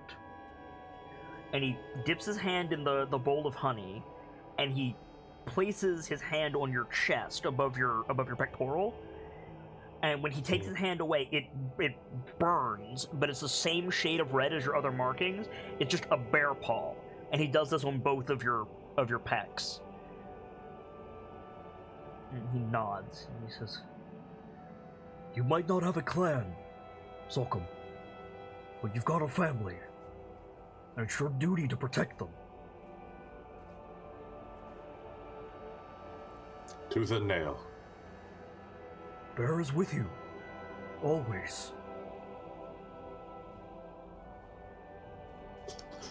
Oh, I think Sockham's got this look like this is the pride he's always wanted. Like, he's... There's people here. They need to have their stories told. Come back to us. Hmm? Of course. Like, pats you on the arm. Gamzee, Mm-hmm. I would like to offer you something. Oh? As an option, the next time you level up, you can take Druid or Nature Cleric, if you wish. Ooh. I might take that. And I have an option for both of you, if you want it, since you've been anointed now. Okay. Do I have to decide that now? Yeah. Oh, no, not the level up thing. I'm just saying that option is available to you if you want it. Okay. Brightwind, are you back? Brightwind, I'm not back. Okay. So, we'll get to the other offer here in a minute. So Snorri, like, takes you by the arm, and he says, "Let's go. There's feasting and hunting. You won't want to miss this." Feasting? He nods. Yes, let's go. And you guys hurry out of the cave. Rock and Sock, both of you. I have a since you've both been anointed in Valorholm, I have a question for you. Okay. I will give you the option to race change to Changeling if you want it. Interesting. Is that a today situation, or is that a think about it? That is a today situation. That's one that I want to pass on. Okay. I need to look up a changeling. I know what it is. I just need to look up the. I will have some very specific rules, but basically, you could take on aspects of the bear. You could take on aspects of the wolf. Oh. Ooh. But you would lose Stone's endurance. I'd be okay with that. Like it's handy, but yeah, we constantly forget to use it, but at the same time, we wouldn't be Goliaths anymore. It's like I don't know. You would still be Goliaths in the sense of you would look like Goliaths. You would be changelings in the sense of you're something more. Yeah. So, not like a proper race change, more of a feat swap? No, it would be a race change. Oh. Like, for us as our personalities, Goliath could be our, like, default, as it were. Yeah. But it's like, there's a dial instead of just that race Correct. there. Personally, I'd be okay with it, but... It's either both of you or neither of you.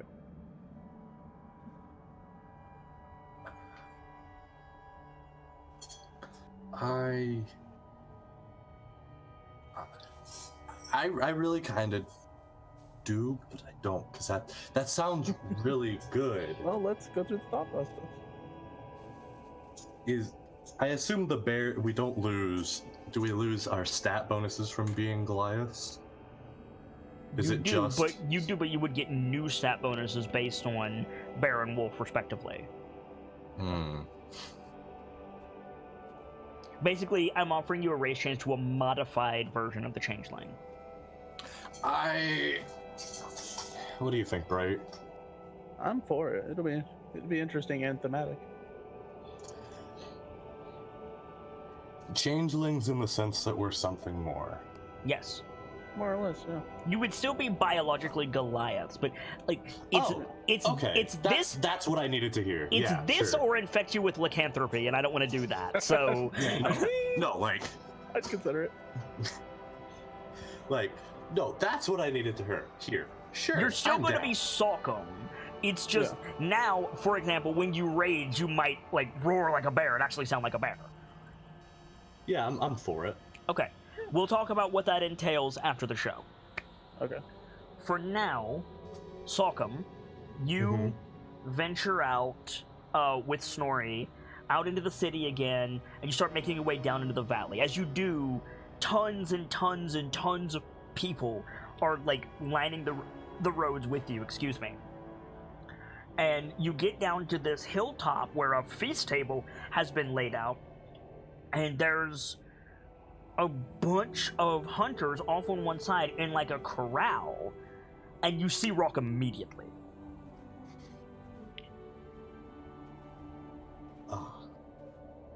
I think Salcom would call out.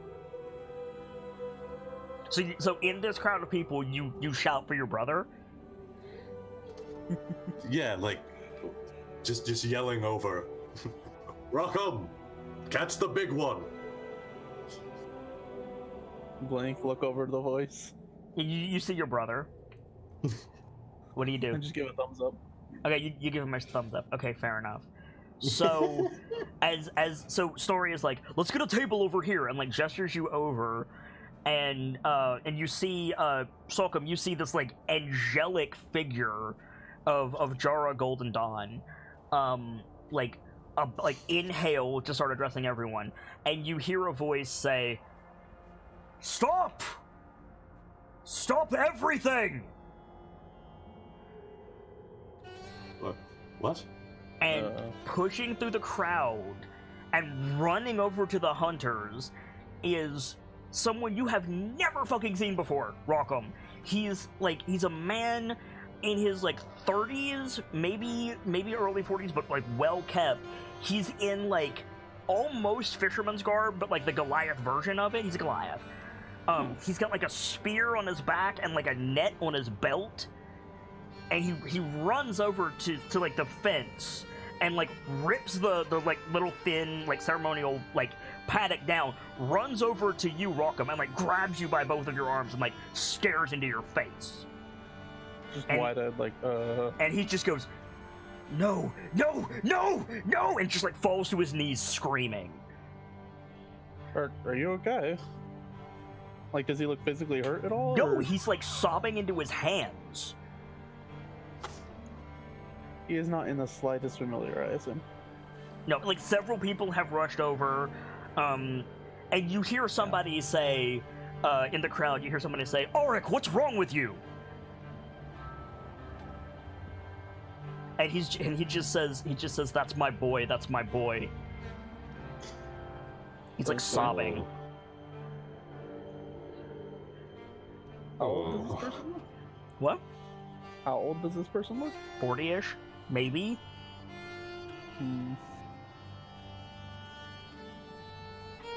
I think Rockham's wise enough to put it together. Everyone saw this, including Salcom.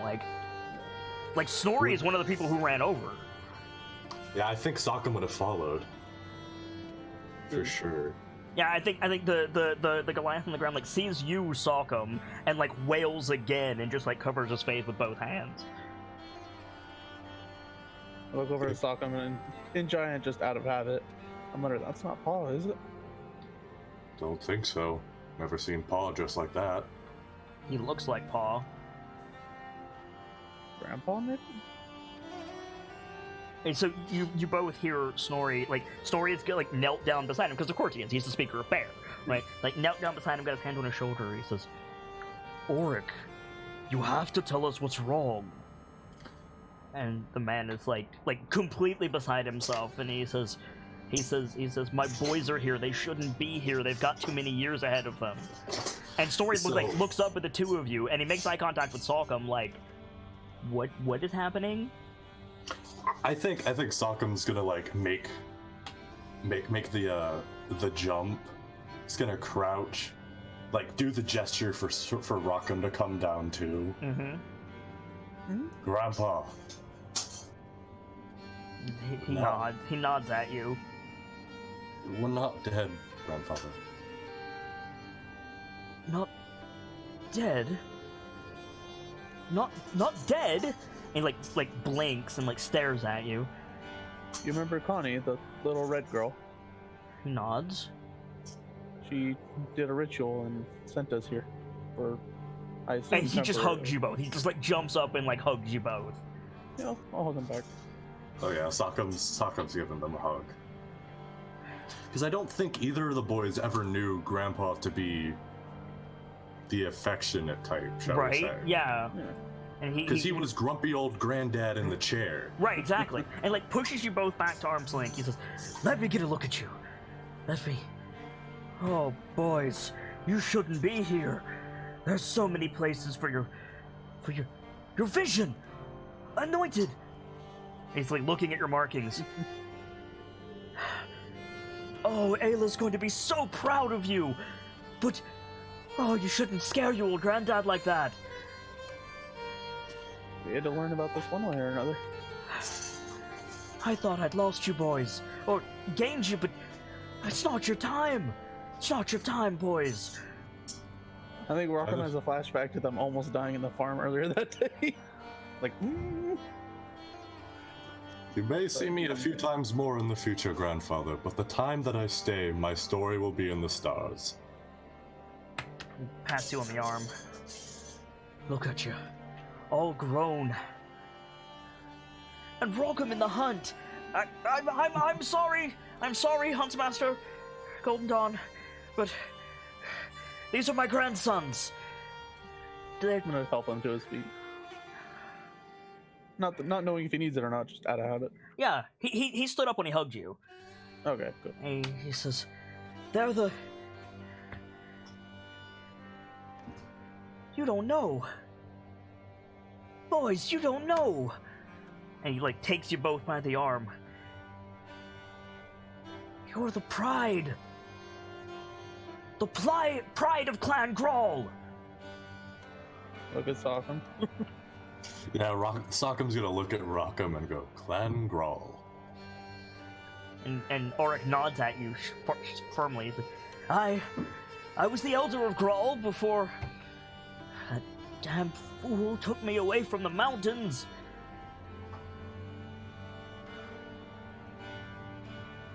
Boys, the world is bigger than you could ever see. The mountains call to you. Go find them. Go find Clan Grawl. Show them what you've become. I plan to. He nods at you. Good. And Jorah goes like, ahem, and he steps back quickly. Right. Yes, Huntsmaster. My boys shouldn't have been here. I didn't know.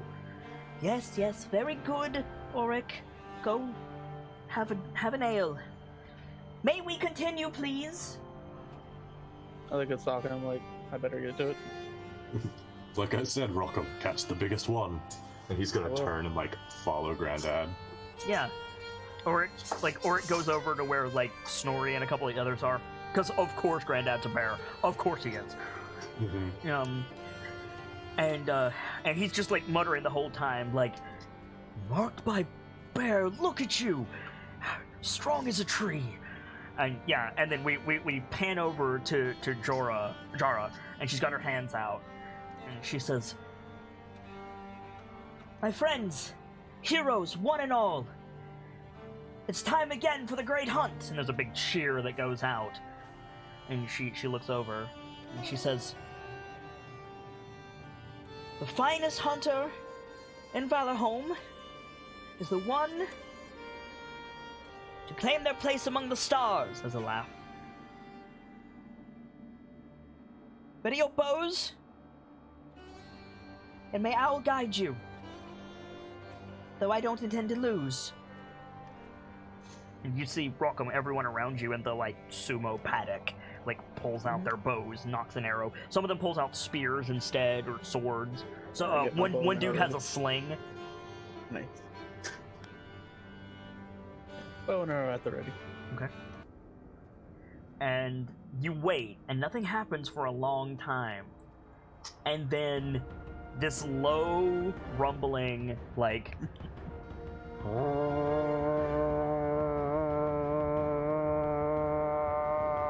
horn just, like, echoes across the entire valley. You hear a gate drop, and you see a spectral deer come running out through the forest, followed by the biggest herd of caribou either of you have ever seen. And Jara shouts, hunters, to the fray! And, like, everybody just, like, storms down into the valley, like, arrows go flying. What do you do? Running out and looking for the biggest target I can find. You're running out looking for the biggest target, make a perception check. You see immediately, you see Jara run past you, and she says, like, in giant, she says, Ostrin, kill! And the wolf just charges out into the pack. What? Yeah, make a perception check. Okay. You have inspiration. Do I? Yeah. I hell feel yeah. Weird. Hang on. All right, yeah. Hang on. Okay.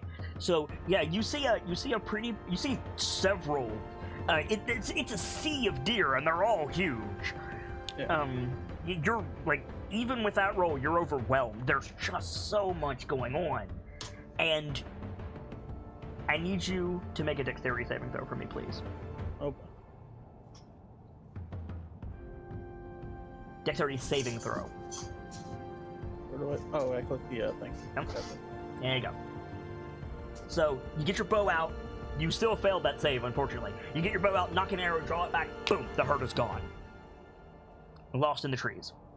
You see, like, of the, like, 40 hunters, you see, like, 3 of them kneeling over kills and inspecting them, and everybody else is, like, run off into the woods. What do you do?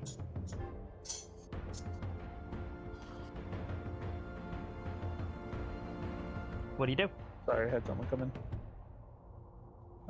You said there's a couple people who got their kills. Yep. I think he looks at that, curses something in giant under his breath, and just full sprint after the herd. It's full sprint into the woods. Make a survival check. You're tracking. Mm-hmm. Survival. Okay. Oh, yeah. You can follow the stampede easily because it's a fucking stampede. You're following it, and as you go, you see hunters with kills as you go. You see one guy, his leg is in a rope trap. He's hanging from a tree, like swearing the whole time. You see Jorah like ride by on like this big ass riding wolf, different wolf, like she's chasing Ostrin. You see her ride by, and she shouts something like, "Keep up, pup!" and just off she goes. Interesting question. Yo. From getting a feel from this place, can I try and imagine myself going faster? Is yes, you absolutely can. Yeah, just like a wolf, as it were. Totally. So what does that look like when you call on wolf? What does that look like? I'm thinking maybe there's some sort of like spectral wolf that's running alongside him, and his Yeah, feet are totally. like, starting to glow and picking up his pace, Totally. and So- showing him where to step. So you're as it were. running, and the next thing you know, you're back in that ravine from before. Huh. And at the end of the ravine, pinned in by these two well-fed looking wolves, is this huge white stag. Do they look like the same wolves from earlier? They look better fed. How far of a drop is it? How far of a drop? You're in the bottom. You walked in. Okay. Yeah. Gotcha. They've had their fill. I'm gonna growl and try and scare them off. They don't move. Th- I'm not gonna make you roll. They don't move. They've got this thing pinned in.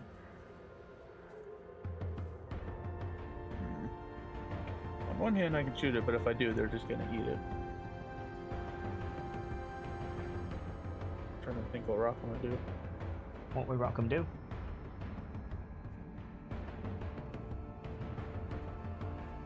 You know what? Don't have a lot of time. He can do better. He's gonna find a different one. Okay, so feel like he thinks he you can do better. turn, and the spectral wolf is at the head of the canyon, not blocking you, just like there, and it looks past you with the stag. You can just walk past it if you want. I think he looks at the stag, looks at the wolf, and says, "Not my kill," and keeps running. Okay, so you run after, and yeah, wolf. You don't know if it is wolf or if it is just a spectral wolf. It's like Yeah. running alongside you, and you hear crashing out of the bush comes like 3 or 4 of these big ass caribou, and wolf like howls, roars, and just like jumps on one of them and like trips it. I'm gonna do the same with one of them. Try and copy the maneuver, as it were. Do you have a melee weapon? No, but I'm thinking is hop on top of it, grab it by the antlers, and take it down. So you're gonna ride it. Okay. All Yeah, right. basically. Make a ride isn't a skill in 5e, is it? Animal handle? You are certainly Or handling this athletics. animal, that's true. Athletics, I think, because you're trying to knock it Okay. down. Okay, so you jump with this thing, grab it by the antlers, and just slam it into the ground. It skids out. Like, you feel its neck give when it hits the ground. Like, it is dead.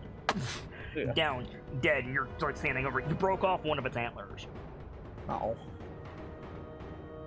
I mean, the antler is whole, it just snapped off. Now, mind I you, think- Sonkom, a caribou weighs about 600 pounds, Yeah. but you got one. Now, I have a question. When you jumped on it, was there like the of a wolf sound? Oh yeah, totally. Totally nice. Yeah, like when he was leaping in the middle of the air, it was like all fours basically. Nice. Okay. So what do you do with your kill? Once he made sure it's dead, that way it's not suffering. Oh, it was Looks very around. dead. Yeah. Looks around, looks, still heavy breathing from the adrenaline. Right. Looks at the antler in his hand. I think he's proud of himself and he's happy with this kill. Okay. Roll a Would you like me to d100 do- for me, please. Okay.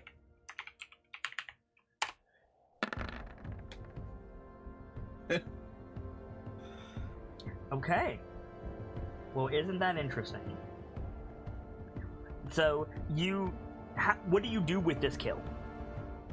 I think because with the other hunters, they were dressing their kills, I assume.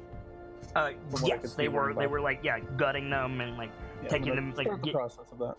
some of them had like ropes to drag it back. I'm gonna see if I can hold the knife in my hand again. Okay. Yeah, you pull out the knife, no problem. And yeah, I'll start getting the basic guts out of it, and then we'll Yep. do the finagly stuff back again. You're still gonna need to make a strength saving throw to move this thing. Yeah. Strength save. Oof. Too heavy.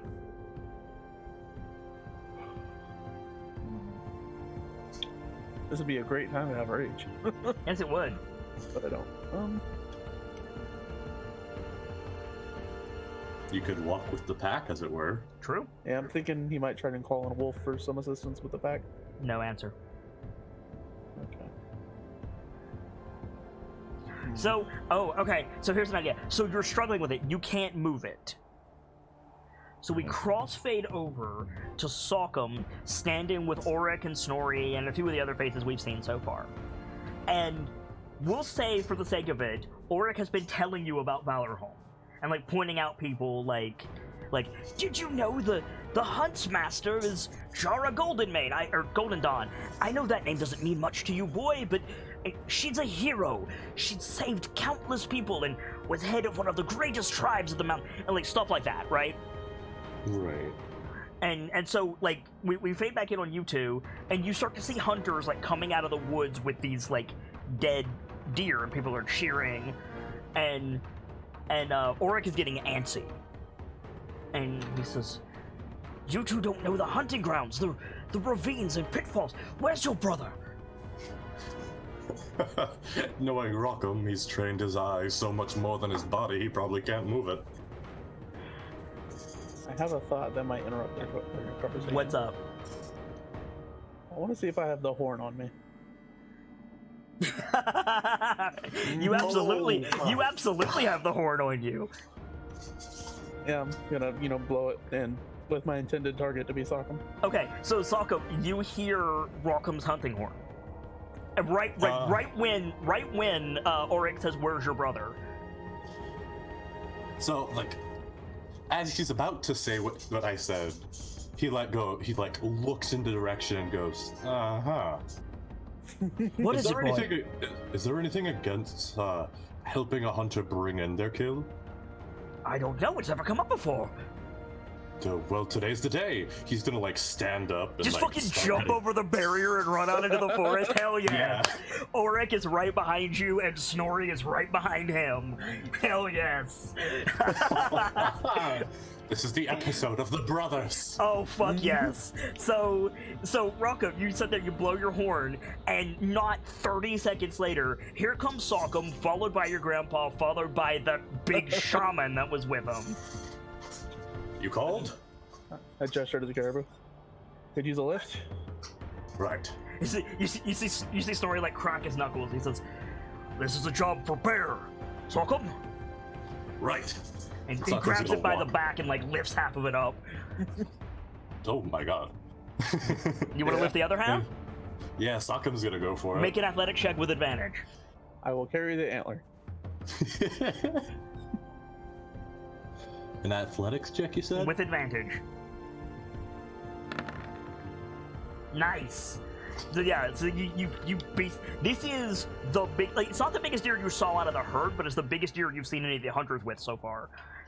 And you guys like pack it out of the woods, Rockham like marching out with his antlers and his bow, and Auric leading the way, like, hyping people up as he goes. It's like, "That's my grandson!" You get back, and Jara is up there. She's got a big old deer, and she's like leaning on it, cutting off pieces for the fire and for Ostrin. And she sees you come in, and your deer is bigger, and she just gapes at you. And people are cheering and like slapping you on the back. And yeah, like in the chaos, the twins are separated. And Rockham, you find yourself in front of Jara and the Greybeard from before. And he comes over, he puts a mark on your head that looks a little bit like a crown, like around the top of your head looks a little bit like a crown. And he nods. And Jara says, "So be it." And she like holds your arm up above your head. "Master of the Great Hunt!" And there's a huge cheer. Auric is cheering the loudest. And then Sockham, in the chaos, like your deer, the deer that you're carrying is like taken and like dressed, and it's gonna be used to feed people. Is there anything the two of you want to do as the party begins to wear down a little bit later?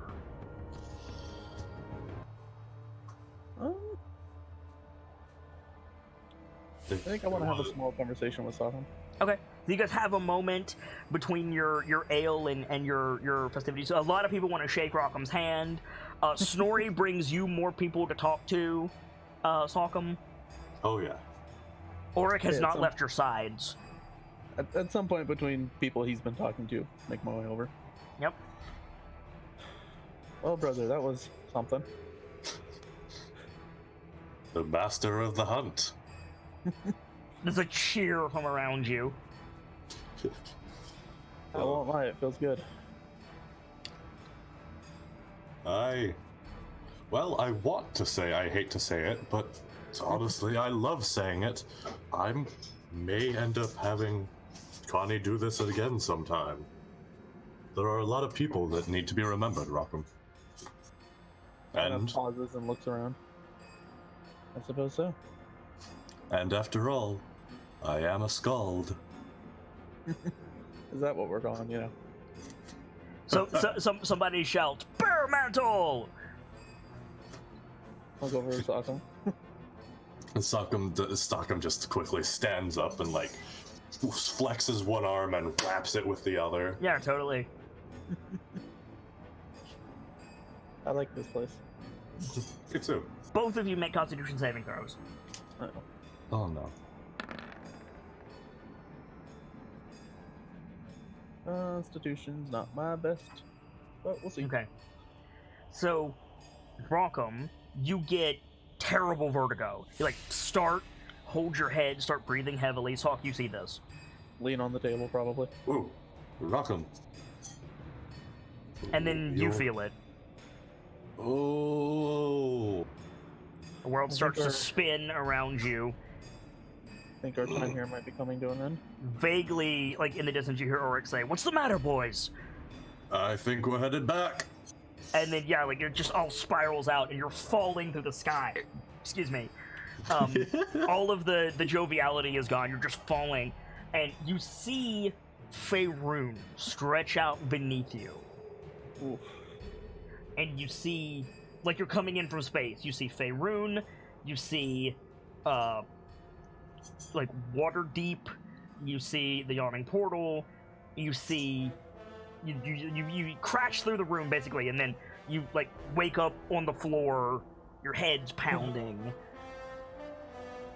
and you look at each other, and you're wearing your new markings. And I think when Salk looks at Rockham, we see Wolf reflected behind him, and when Rockham looks at Salk, we see Bear reflected behind him. What would you like to do? That was An You feel adventure. different? I feel different.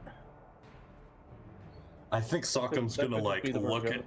I think Sockham's gonna like look at his chest, see if the look for the Yep, prints. the and paw be prints like, are still there. I'm certainly going to say yes, and also that is exactly the kind of thing I needed. Same. So, Rockham, Mm-hmm. in addition to being a changeling, I have an offer for you.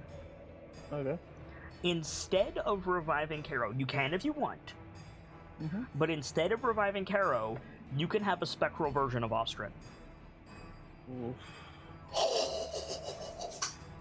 And Salkham, Eh? I am willing to modify your rage. Oh. When you take Totem Barbarian and you take Totem of the Bear, I will be giving you additional abilities. Ooh. Ooh. Yeah, let's go for it. All Yeah. right? So now the question on the table is, what are we going to do about your changeling nature? We'll worry about that offline. But the other question is, what are your totems going to be? I think. I know before I said owlbear, but like with this, I think Sockham wants to make it a proper bear. Okay. Like the one that he saw in the cave. Right. Big Kodiak Grizzly. Mm-hmm. Okay. Make a little mark on one side on the top that says Grawl. What is your totem, is what I asked. Are you forming an actual totem? Oh. I think you would. Okay, so you have a little wooden icon. You Little have wooden you bear. have the means to make this. You have it on your person. Both of you Yeah. have the means to make whatever totem you want. So you have a little wooden icon, and you carve it to look like basically like a scrimshaw of a bear, but it's the clan Grawl bear. Right. Okay. I think Stockham's. Is this something you keep on your belt? Is it a necklace? This Is it a is- pocket yeah. item? This is something that he's going to like. He's gonna try to wrangle it onto the very front of his belt, Okay. like a here it is. Like where look you at- wear the skull of your enemies, like a belt buckle. Right, like Yeah. this is my honor. Look upon it and know who I am. Is it a full bear or just a bear's head? It's. I think he tried to copy the statue he saw as best he could. Okay. So a proper full bear. So it's a bear on its hind legs reaching up with one paw towards a tree or the sky or something. Right. Okay. By the way, carving your totem is going to take most of the night, so you guys are going to be working into the night, but you both feel revitalized, so it's fine. Okay. I'm guessing not long rest revitalized. Oh yeah, no, you got a long rest. You Oh, were asleep for radical. most of that. That's Somehow. completely fair. What's up, Gracie? Somehow. Right. So, Rockham, what's your totem? I think his totem it's a wolf, but I think it's 3 wolves like intertwined, like they're Nice. chasing each other. It's a smaller wolf, a medium-sized wolf, and a dire wolf chasing each other. Just running through the forest. Nice. Yeah. And what kind of like icon is it? A necklace? Is it an ornament? It's more of a flat like ornament that he can like stick to somewhere on his leather armor. Okay. So both of you add Animist Totem to your inventory. You can use these as spellcasting foci, by the way. Ooh. What was it called again? Animat? Animist, Like- A-N-I-M-I-S-T, Animist, foci.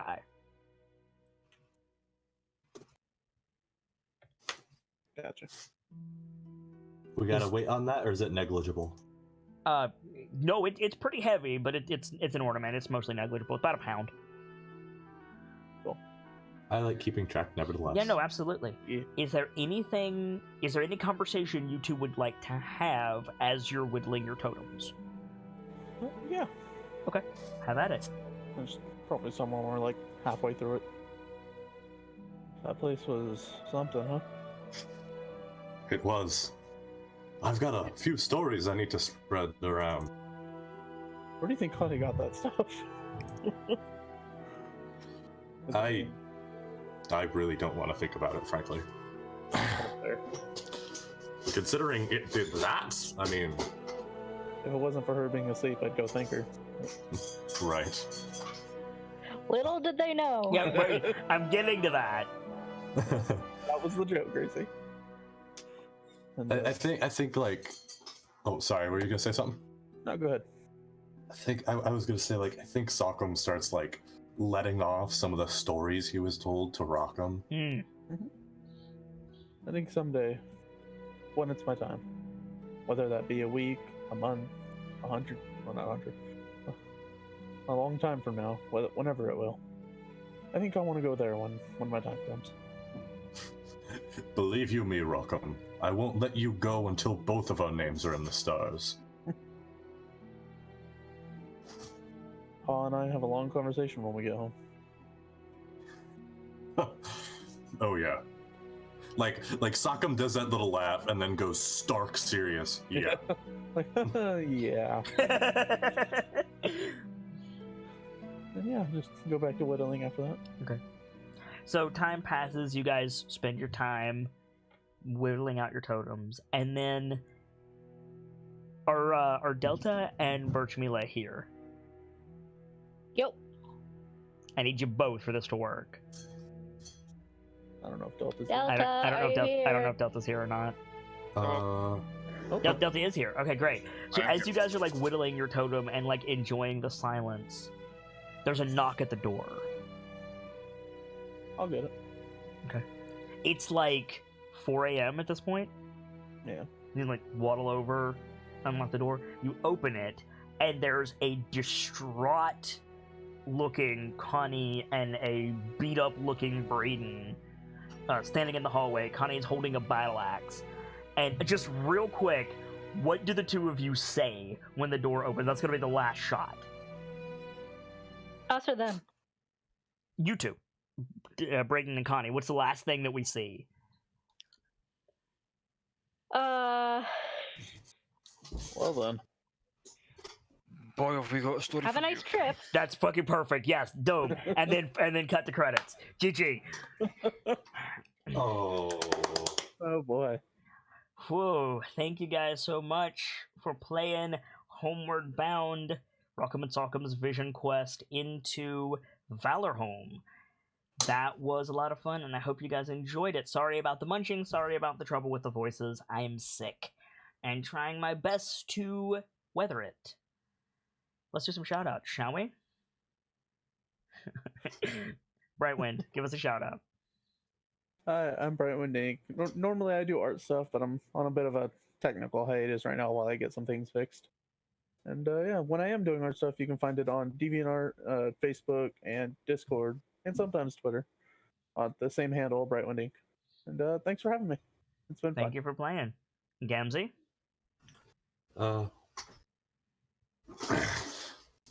As always, I'm the bard in training. You know the deal. We don't have the whole shtick. If you need me, I'm available in the library or PMs. Just hit me up whenever you need. And for my part, I am the sharp-eyed Kitsune, the teller of tales and the weaver of mysteries, the masked bard. This is the channel that is devoted to lore and storytelling, world-building, role-playing, and discussions of those things. So if that's to your fancy, you're in excellent company here, and I do hope that you enjoyed your time with us. This has been an Into Waterdeep featuring the KnightLites Extra. We normally play Into Waterdeep on Sundays. It's our Dungeons & Dragons 5th edition double feature module of Waterdeep Dragon Heist and Dungeon of the Mad Mage, but we needed a little bit of extra time to tell this story. I will hopefully, if my sick clears up, I will hopefully be back tomorrow with Neo 2 in the afternoon, and in the evening we've got our Pathfinder 1st edition campaign called Paradise in Limbo, and hopefully you guys will join us for that. I hope everybody had fun tonight, and thank you so much for stopping by. I need to get out of here, but when I do, I'll be hosting someone. It's someone who I like, someone who I hope that you all will like, and can spread some of the love that was felt here today over in their channel. And check back here, because I'm always hosting someone, and you might find a new favorite streamer that way. For now, as always, it's time for me to leave you with these parting words. From myself, my keepers, and those joining me on the stage this evening, to all of you, the regulars, the followers, the newcomers, and the lurkers, whether you're just having a seat by the fire, or you've got a running tab at the bar, remember, there's always more stories to tell. And hopefully, I'll see you all next time as we venture back into Waterdeep and a new chapter. Good night, you guys. Thank you so much for stopping by, and hope to see you again soon.